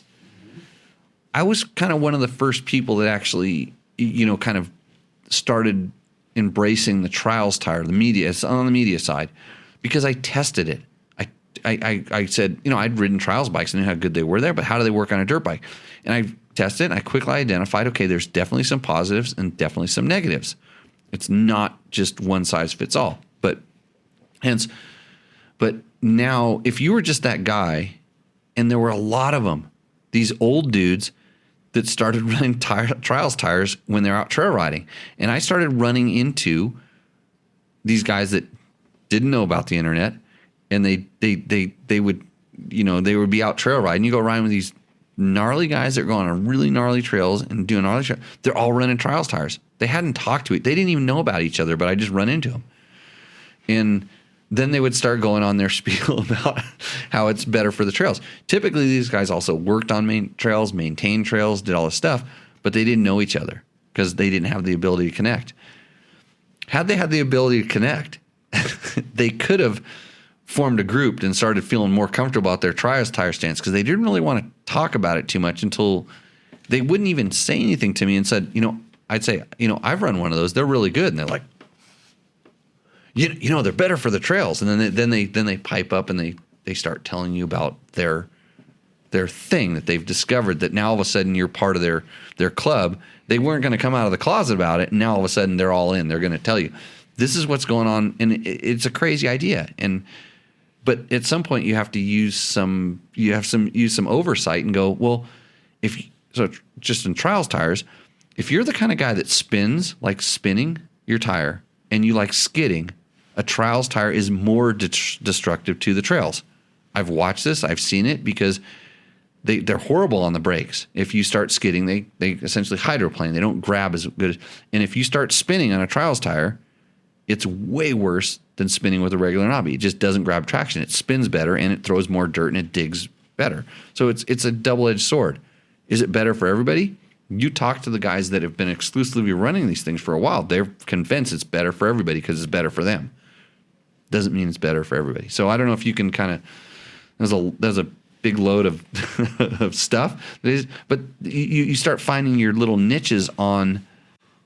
You can find a club, and then all of a sudden you can get kind of engulfed in your club, and then you can kind of lose track of what the reality is, and so we're gonna see this a little bit in this next group of questions that Logan's gonna read. That thing died. We're doing good tonight. Very well.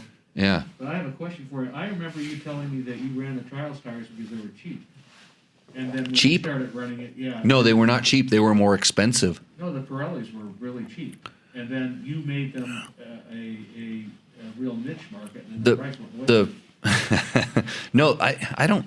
The Pirellis were cheap when they were overstocked, and then when people started realizing that, hey, they're for certain people they're really good, then they Yeah, if you hadn't run them, they'd still be cheap.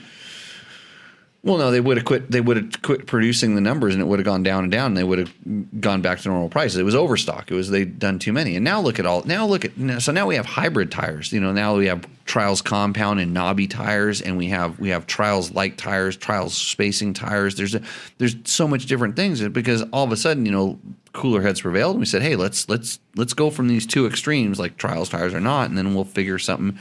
There's really really good options, but. Where this is going is just like, now with social media, everybody has a voice and everybody can talk. Like Kevin can sit there and tell me all this stuff, and like, God, do I have the time to pay attention to it? And I do a little bit, but it's like I don't like to. Like, what did I tell you when I was collecting these things? This is all about the all-wheel drive Christini adventure bike, which there's a 10-second video on dirtbiketest.com, and this thing just somehow it went someplace and it sort of went viral, and now it's 500,000 views and 10,000 comments. Everybody's got to say something about it. And so I went through and I pulled some of these comments just to say, like, what. So this is, do I deal with this? And this it's coming from all different directions, and you can see where there's some people that actually have some really legitimate questions, and they have questions, and I want to answer those questions. That's just my nature. I want to answer those questions. But then there's the dipshits that just want to shoot something out, and they didn't do any. They saw something on the internet, and all of a sudden now they're an expert, and they're going to tell you how they think, and you with 3 or 5 followers, or you've never done a video, and and then you're going to complain about the video or the information. So yeah. Let's start with what does the Sinner Jim Whitney say? This system on the TW200 would make a truly unstoppable bike. They already seem all-wheel drive. Haha. I hope Christini eventually builds a kit for every popular bike out there. A Christini-fied Sierra 300L rally would be like the bee's knees, or their kit on a 3-something Tenere. If they ever effing build one. Might just be the greatest bike in history. Those great big adventure bikes are just way too powerful and big and heavy and expensive for most riders. So I'm just going to break this one down. This is one where I'm just kind of like he kind of hit on all spectrums there. So this system on a TW200. So all of a sudden you know what a TW, that's that fat tired Yamaha thing. So that's his bike. I can just kind of tell that that's his bike. And nothing wrong with that if that's your bike and stuff, but that's his world. But you start seeing where this road he goes down. He's obviously paying a lot of attention because he's talking about CRF 300L. That's the new Honda bike.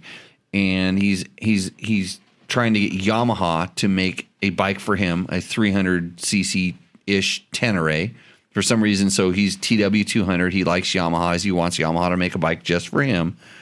So he's become entitled by the internet. He gets his information from the internet, and he can reach back out to the internet and lob this to someplace where now he's seen a 2-wheel drive adventure bike, which is a test bed. It's a prototype for something that was tested that I had, and we decided to throw a video up. Just it was somewhat to gauge interest.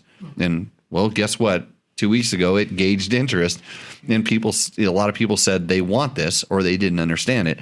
But this guy is all of a sudden he's found what he's seen something he likes, and now he's going to tell you what he wants exactly. And then it's funny because at the end he tells you what he wants. He wants a 300cc all-wheel drive Tenere because his fat tires didn't do it for him, which is a really weird, unique niche market just for him. Now he's like, I want a 2-wheel drive Tenere. Okay, so that's where he's at. In the end, he throws in, those great big adventure bikes are just way too powerful, heavy, and expensive for most riders. Okay. I mean, like, what was the purpose of like lobbing that into the arena? Well, yeah, but that's what people want. That's what they're buying. That's what they're spending their money on. That's what's out there. But there's the internet for you in a nutshell. It's like this is what I want specifically. This gives a bit me, and then all these other all you regular people Overdid it. Yeah, it's a full moon. Not that. No, this was done a couple weeks ago. He posted that. But anyway, okay, next we're gonna go. Amani Sony. My Royal Enfield can ride on the sand at 60 kilometers an hour speed. Okay, so he's watched the KTM all-wheel drive video, which this video, if we were pretty up to date and stuff, we'd post that video on our webpage and say, hey, go here and look at this, the show page, talk show or whatever. It's on the YouTubes. You can probably search it, whatever. It's on Dirt Bike Tests YouTube. So it's like a 20-second video of me like riding up into an uphill sand, which you never do in an adventure bike, and stop. And then I try to go, and you watch the back end dig in. Then I engage the all-wheel drive, and the bike crawls itself out and moves. I disengage it, it digs in again. I engage it, and it goes again. It's just to show. It wasn't really for publication. It was to show that it actually worked to some people that didn't believe that it worked. And then we decided to put it up there just to see what the real world thought, and this is where we're at. So, is that a Himalayan, the Royal Enfield? Is it the Himalayan that he was riding there at 60 kilometers an hour in the sand? Yeah, probably. Aman Sani, you are just a better rider than me, because I would not ride a Himalayan at 60 kilometers an hour in the sand. Especially not that sand, because if you hit where I stopped at 60 kilometers an hour, you would actually plow into that pile of sand. I guarantee you this, because don't ask me how I know. You would actually plow into it. The bike would start going up on the front wheel, And then when it finally did, it would actually, the skid plate would bottom out, and then you would probably start cartwheeling into the sand dune that's right in front of that. So you and your 60 miles an hour can just go to wherever Jen P. Thatcher ship, whatever. 60 kilometers. 60 kilometers. So it's, 36 miles an hour. 36, yeah. Ned does the math straight up. If you hit that at 36 miles an hour, it would not be pretty. Logan, we rode it. On the way back, we rode right over that thing. Oh, I didn't make it up. I was going 10 miles an hour. I did not make it up. Yeah. Well, you should have gone straight on. You should have gone 60 kilometers an hour. Yeah. Yeah. See, that's the way it works. I would have went over the hill.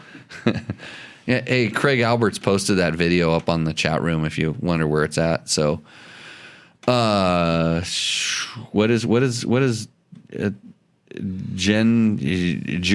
Jurin P. Thacken Akchen. I thought this was clickbait. Clickbait.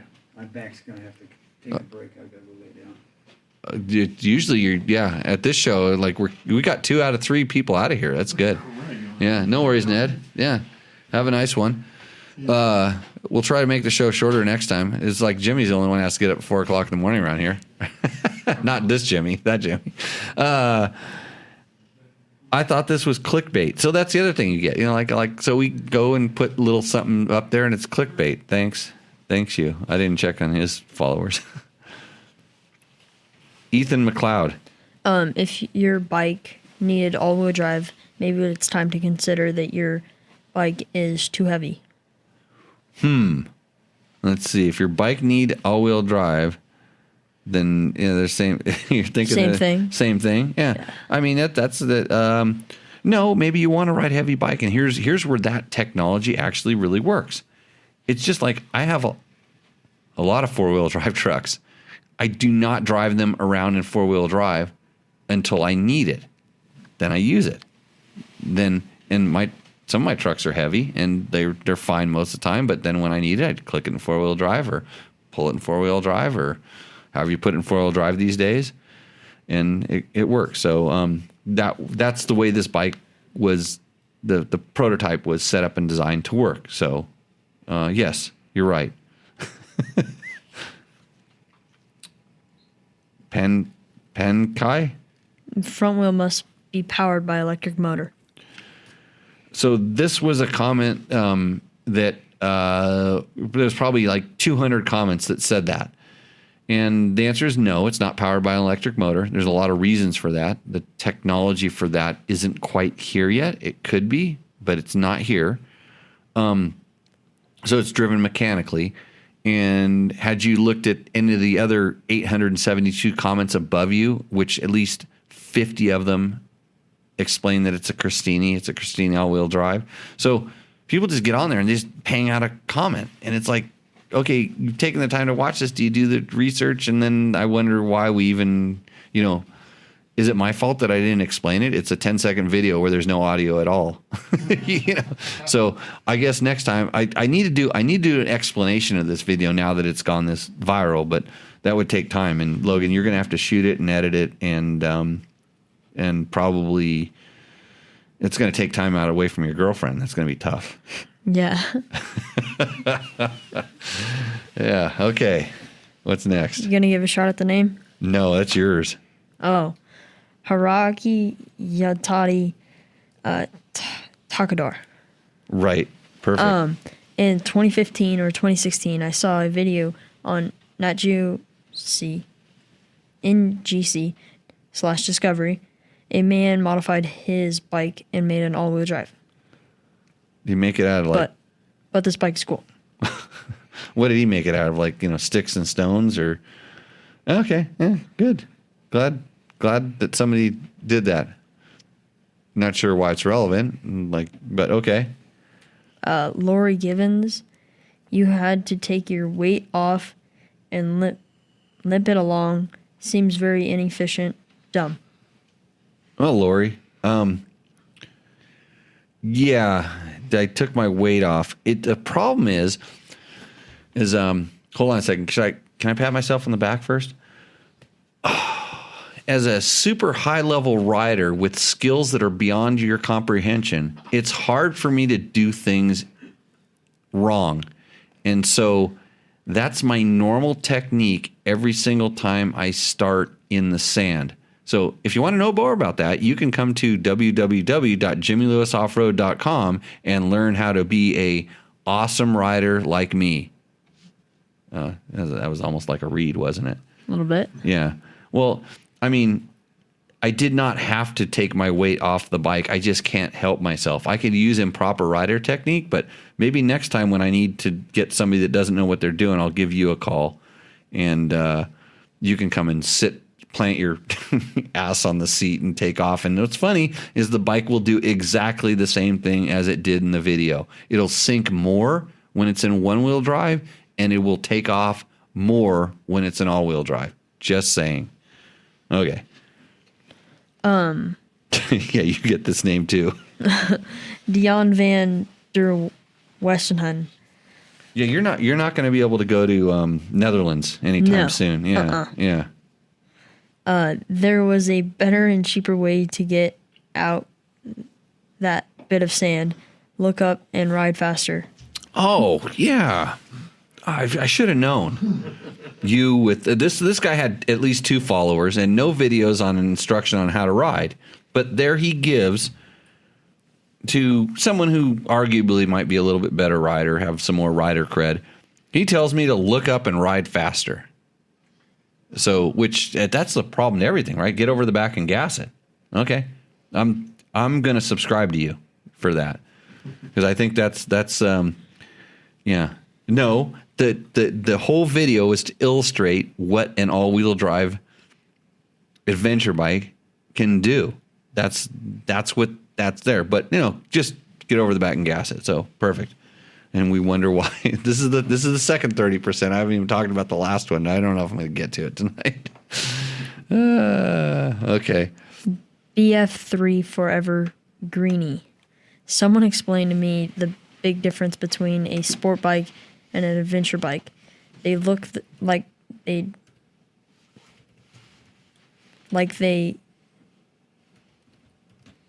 they're the same way. I now are sport bikes faster than adventure bikes, but other than that, what's the difference? Okay, so this is a guy who's obviously somehow the algorithms pointed him at this video. He probably stopped looking at nudes and checked out a couple motorcycle things, and maybe one of them was an adventure bike, and then somehow he was into overlanding, and he got directed to dirt bike tests. And it's like, his question is actually pretty legitimate. Someone explained to me the difference between a sport bike and an adventure bike. Like, you're just a new person. You want to know. You found this fascinating thing. You've asked a legitimate question, which is buried in 27 people who say electric motor, thumbs up. Yeah. And it's like, okay, that's misinformation. That's wrong. And then he couldn't find it, evidently, to go in there, or he just asked the question. I don't know if this is the right video to ask that question, because there's probably 100 videos on YouTube that say, this is the difference between adventure bikes and sport bikes. And maybe that's the next video that he was fed.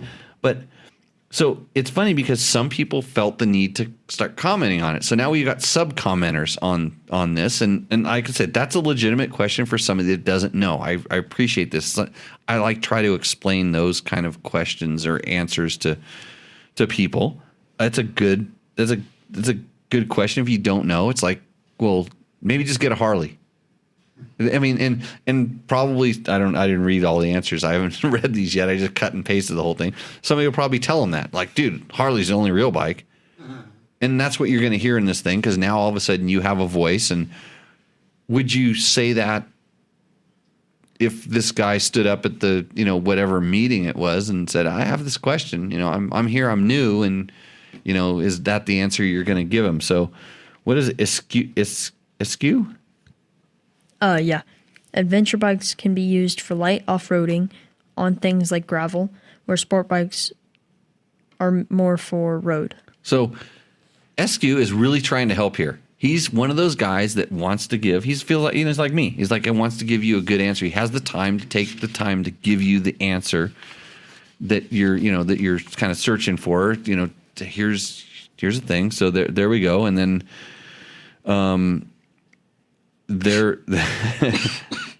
you don't have COVID, do you? I don't think so. Okay. You don't think so? I don't think so. Okay. Don't give it to me. Okay. I don't want to die. Because it could kill me just like my damn motorcycle I rode today. I think two-stroke oil kills COVID. Oh, okay. Did you read that on the YouTubes? Did you get that on a forum? Did you find a little small group of people that you now, like, you're a mob that you believe that? So you guys, were you injecting it or like drinking it? Because I know we did a two-stroke cloud in my garage today after we cleaned that carb out. That was pretty good, huh? Yeah, I wish it was castor. You weren't running bean oil, were you?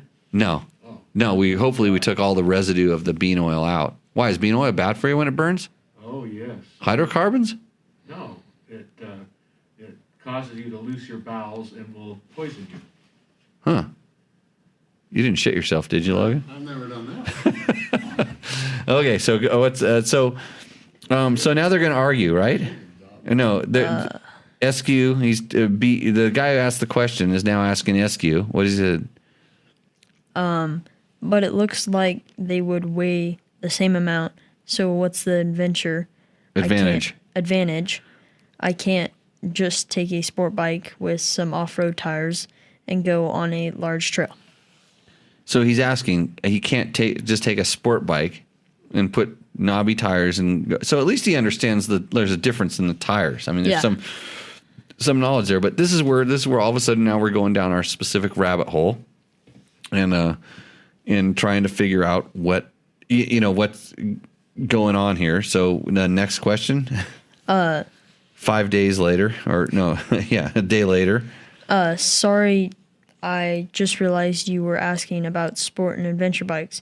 Both dual sport and adventure bikes can be used off-road. Adventure bikes tend to be heavier since they are more bulky and big compared to sport bikes. And then he suggests a video, for him to watch or something like that. It's like, hey, go look here. So this is like something that went off the rails and then it got constructive and then somebody tried to help somebody, but in this thing, and now we're looking. I don't know how many comments are on this video. Somebody could probably look at it.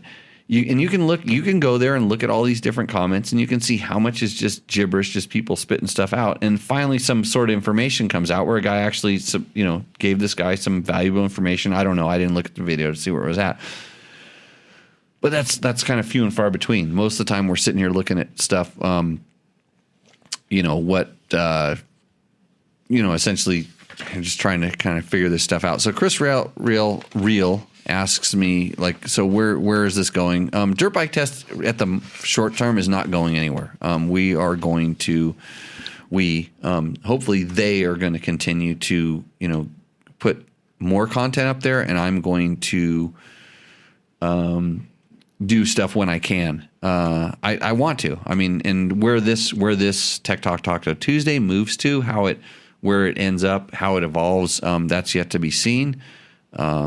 We'll kind of see where that stuff goes.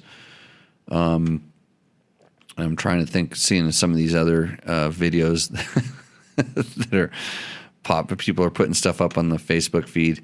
Michael Klug asks, you tested the Nitro Moose with a Parker DT tires recently. Did you end up with the right size moose using the charts they have by tire sizes and rim width correct?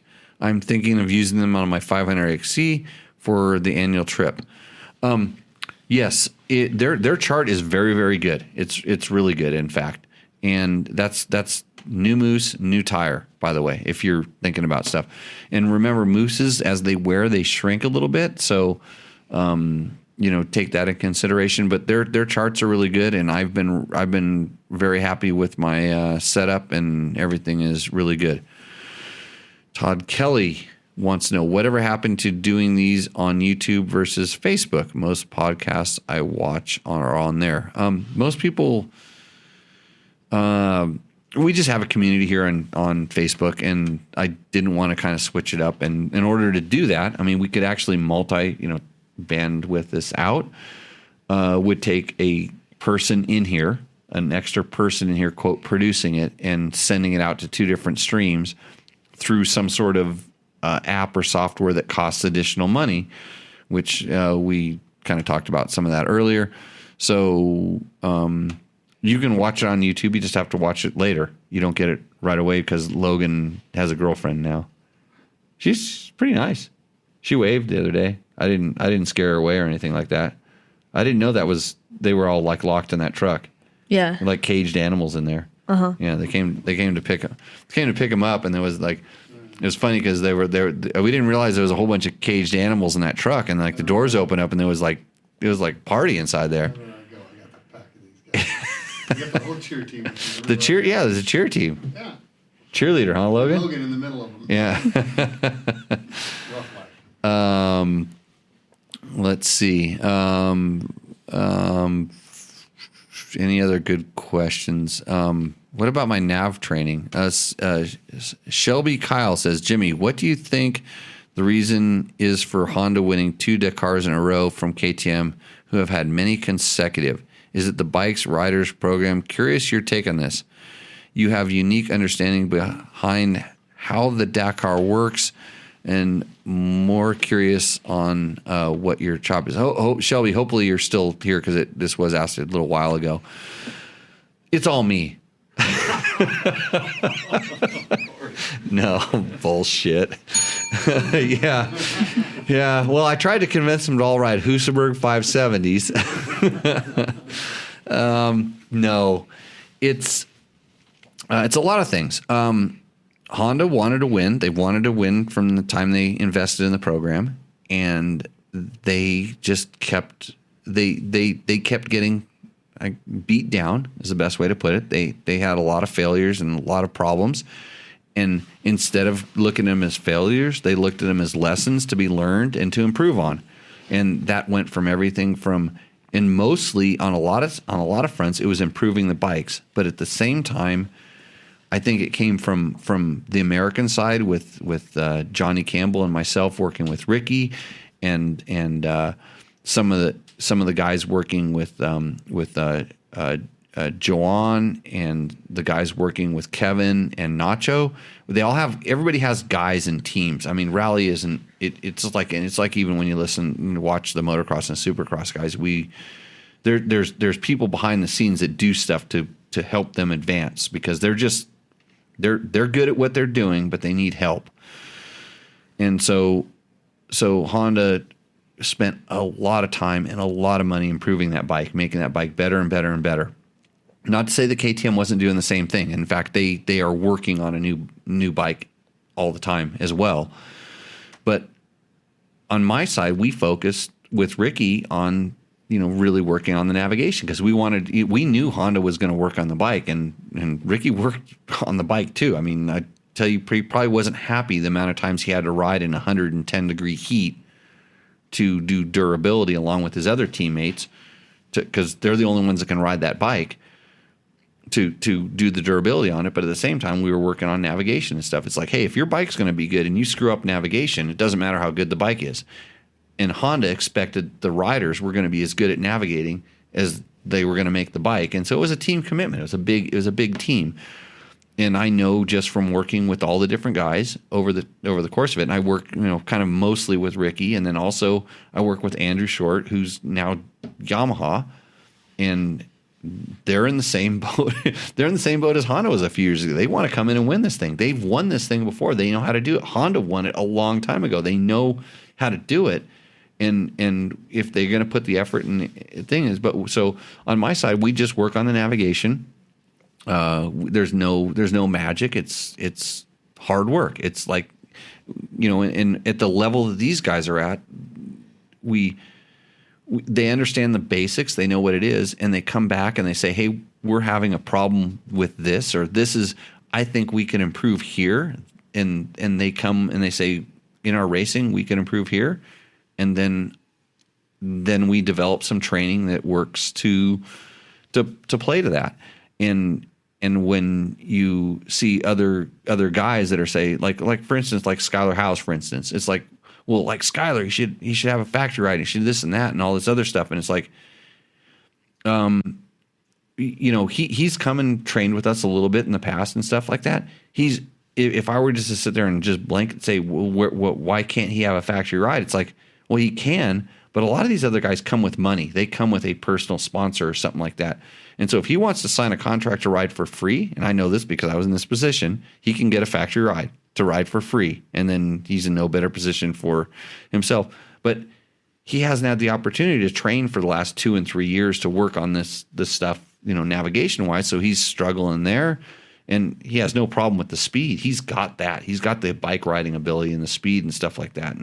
And so it's a combination of all, different things. And so why Honda is where they're at is because they worked really hard. It's not what they did last month or last year. It's what they've been doing the last 5 years that put them in the position where they're at now. And maybe KTM can kind of take a look back at the last 5 years and say, where do we go wrong to end up where we are here in 2 years? And they may have not gone wrong at all. They may be sticking to their program, but somebody has a better program, and somebody will come with a better program. And that's how evolution and racing. And every once in a while, somebody lucks into it. But I can tell you with 100% certainty that I haven't seen anybody in the last few years luck into a Dakar win. It just doesn't. There's too many variables. So, Shelby, hopefully that answers your question. And you're good. You see any other good ones in there we missed?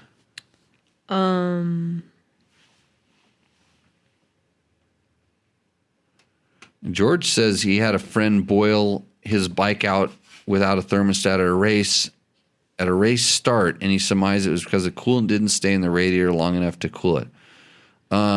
Yeah, sometimes it spins, but at the race start, he probably just let it sit there and idle, and it overheated. The thermostat wouldn't help on that. Yeah, probably. Well, and if they started talking about the clutch, what is Chris Reel talking about? The drop of water in the bottom of the carb. That was for when I was talking about that. Yeah. There was no. Trust me, that thing was so wide open. No drops of water would have survived that moment. I had it taped, didn't I, Logan? Oh yeah, wide open. Yeah, I let that thing eat. So yeah, I think we've got most of the thing. What about a coalition with other content producers to cover the road bike side, and you cross over to each other? I think I own streetbiketest.com. I actually reached out to some guys that were getting kicked out of the magazine world, and I don't know. Just I'm doing this because I'm doing dirt bikes because I like it. I worked really hard in racing to get where I did at racing, all the while working at a media type jobs to support the bad habit when the racing went away. And I managed to kind of keep that rolling, and it's still sort of rolling, but I'm at the point where it's not as thrilling and exciting as it was before. I don't, as much as I want to test. And when I hop on a new bike, I want to know everything about it. I mean, I want to know, so when you ask me a question, I can give you an honest answer. And unfortunately, now that requires putting out a video and putting hashtags next to it and and all the other stuff. It's like, so if I could just go ride your brand new motorcycle and talk about it in this podcast, or do a podcast about it, then that knocks off about, 50% of the work. How hard? Hey, you got to go shoot photos the other day. How was that? It was fun. Fun? Yeah. Okay, so I didn't do any of the... Okay, so notice the age difference here. So when I go do photos, it's work, but it's more fun than probably cooking bacon at IHOP, right? Yeah. But at the same time, so you went and did all these photos, and you went in, and Matt shot them. Yes. And Matt shot the photos. You guys were trying to help me out because you knew I was in a panic situation. We need to get some stuff done. And so all this work was done, and what happened at the end? Unusable photos. Right. Do we want to tell why? It wasn't because the photographer was bad. It wasn't because the equipment was bad. It wasn't because the rider was bad. It wasn't because the bike was bad. What went wrong? Gear. Gear. Yep. We had essentially mismatched gear.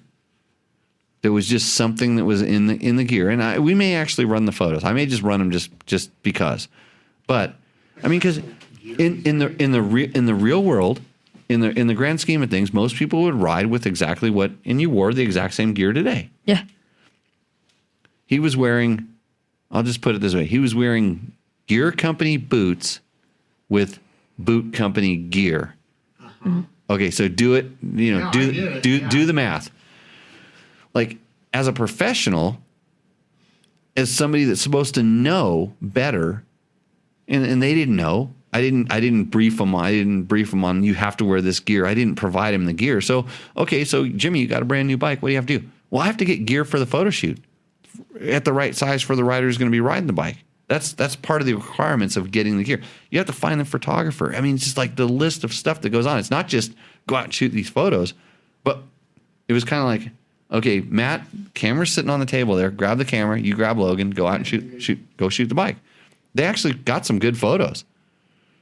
The gear's wrong. So if we put that up there, all of a sudden, what do we collectively dirt bike test? What does it look like? Yeah. Most people don't know, but those that know, all of a sudden, now we've we just gone down. We're not at the same level. And I promise you, the guys that are kicking our ass on the amount of views and stuff would never put a photo like that up there because it's just perceived as dorky, wrong. Mm-hmm. Those guys don't know. It'd be like me telling you right now about the new, we'd be talking about the new, let's say the new gas 350, and I start talking about how the carburetor works. Yeah. I'm like, oh yeah, the carburation on that bike is, and it's like, no, it's fuel injected. No, about the carburetor. And oh, they didn't tell me. And that's what happened. I didn't tell you. And it's like, but we don't use it. We protect ourselves of that. So there's the conundrum. And it's nobody's fault. It's my fault. It's literally my fault because I didn't provide the gear and set it out and say, okay, here's the camera and here's the bike and here's the gear. Oh my God. So it's not just one thing. And it was the same thing. You had that Beta X train that was over here the other day. We could have just gone out and shot it, but I looked at it and was like, there's duct tape holding that one radiator shroud together. It's not a photo worthy bike. You can't necessarily do it. And there's people that will do that and they'll go out and ride it, and they also, but they're the real world guys that are just telling you the kind of the way it is, and they only know about half of it, but they'll still do it. So it's the paradox of where we're at. It's your fault. It's my fault. I'm complaining. Well, So I never even put that together, but it's totally true. Yeah. He's got boots from a gear company and gear. yeah, I mean it's nobody's fault. I mean they work, right? They're good. It's good gear. Yeah, I do. Yeah. It's good gear. It's good boots. You wear good. It's. I hate the way but, you gurus talk about gear. But the perception, Or the, like I said, the overall perception is a little bit different. It's not that. Yeah. It's not to this level, and if you're going to do it to this level, it has to be done that way. So. I was literally looking for the photos where it was so backlit that you couldn't see the boots. I was like, God, is there one or two that we could use in there and get it done? Harlan Miller, hey Jimmy, I have to replace the stator assembly on my 85 Honda soon. Is it better to replace the stator with OEM used condition or aftermarket new? Pros and cons, thanks. Harlan, there's a company called, Baja Designs used to rewind stators, but there's also a company called Ricky Stator that used to do stator rewinds, and they did really, really good work. So hopefully that answers your question, and I would just have it rewound. I mean, that's just my experience on the stators and stuff like that. Dave Scott, I have a 2019 KTM 459, I think he means 450 XCF. I would like to run lights. I ordered a Trailtech 80-watt stator and cooling fan and acquired the necessary wiring harness. Can you give me an idea on what light what light I can get away with not to stress the electrical system. I'd like to use an LED headlight and taillight, but not sure how much light output I can reach with that. Well, let's see. It's I don't have the manual in front of me to see what your stator output is, but if you're doing 80 watts, then how do you do that? How do you do the electrical stuff? So here's what I do. Yeah, there's some math that you can easily do. You basically, add up how many watts you're going to be drawing. And if you're doing 80, there's a certain amount that the bike's going to take that's going to require. So you can literally, basically, I typically these days I run my lights directly to the battery, and if I want to know how I'm doing, I have my bike at kind of idle or just a little bit above idle, and I make sure that there's still a charge going to the battery. That's the simple, basic, caveman methodology for doing it. When you're running your lights, are you still putting a charge back in the battery? And then you're okay. And it kind of depends on what kind of battery you're running. If you're going to run a hard load on the battery all the time, I would kind of steer away from lithium at this point in the game. I would still try to stay with lead acid. As lithium especially doesn't like the kind of like the high loads pulled against it at a constant, in my opinion, just from testing. What the people on YouTube say, I'm sure they have better reasons for that. So, is that it? Yeah. We're all done. You passed your bedtime? What, do you have to go to school tomorrow or something like that? No. Nope. Online. Online school. Yep. Right. Do you get up and brush your teeth and do all the stuff? Put some nice clothes on? I put a nice shirt on. Put a nice shirt. That's like me for the show. I'm naked underneath right here, right? All good. Hey, everybody! Thanks for hanging out with us for this long. Sorry for my rants tonight. I'm a little bit bitter on some of the subjects, and we'll see. Like dirt bike test is not going to disappear. Just maybe some stuff will change. Unfortunately, we're not going to be putting out new magazines that I know of, or I'm not going to be. I might contribute to some if somebody can figure out how to put them out. Same thing with the website. I'm probably going to slow down putting stuff up there and just concentrate more on doing the stuff with the school. So you're going to have to reach out to Trevor at Dirt Bike Test and Scott at Dirt Bike Test if you have any questions about that. I don't know where this meaning Tech Talk Taco Tuesday, because it is kind of a Dirt Bike Test branded thing, is going to end up. It sort of depends on whether those clowns can get me sponsorship money. So if you have questions, comments, concerns, email Logan at what's your email address? Gmail. Yeah. Right. Yeah. Logan will handle all the things from that. So, hey, like I said, I really appreciate the people that are like our regulars, our locals, we'll call them, on this thing. And I've been looking at other deals on ways to, kind of support it and stuff. And it's really worth what you're paying for it now. And I can't really raise the price on that because it's not going to get any better and if I can make it a lot better, then maybe we'll figure something out. But at this point, it is what it is. It's good times. I'm probably not going to be, and we're probably not going to do one for another couple of weeks. But I guess if you're signed up to, however you sign up to get notified when we go on, it'll be there and you can kind of check it out. And we'll for sure post on our different social platforms how things will work out and where we're gonna be. But I don't think it's gonna disappear. I just think it's gonna kind of do a little shape shifting if that's what it is. So unless Logan's gonna start hosting next week. I think I need someone with a bigger moto mind. Bigger moto mind. What about Bob? He's always raising his hand. You just have to he just has to be behind a black box. He's kind of scared of the camera. Remember the unknown comic? The unknown comic kind of thing? Yeah. Well, he kind of looks like that right now. Yeah. Yeah, you guys could run this thing. I'll just kind of come in. I'll sit over there and just start yelling at you when you do something wrong. Beer bottles going across. So okay. Hey, thanks everybody. Thanks Craig, Todd, Mark, Harlan, Rusty, all the guys. Troy, I will. Is George still there, or did we put him to sleep? He probably drank himself to death, having to put up with all this.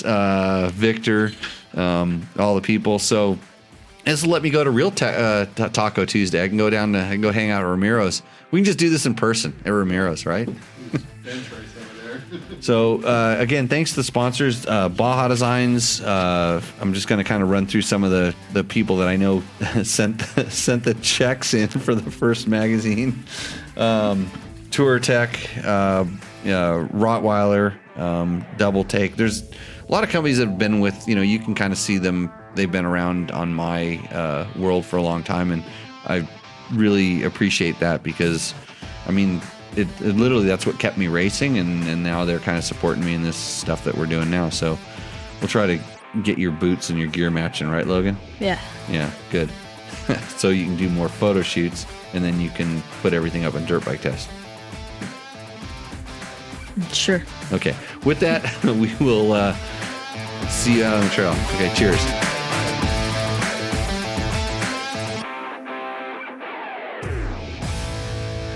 So that exciting episode of Tech Talk Taco Tuesday was brought to you by Recluse. Recluse is a maker of incredible auto clutches and a whole lot more in the clutch department. They make street bike clutches. They make dirt bike clutches. They have clutches for your adventure bike. Some of them are auto clutches. They make a lot of replacement parts in the manual clutch, their torque drive system. There's little parts like slave units. There's protection parts.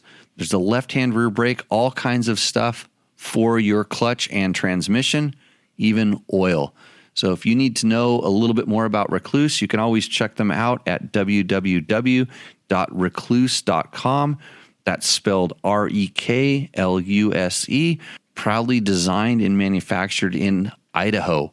Remember to support all of the sponsors that support this show, and we will see you in the next episode.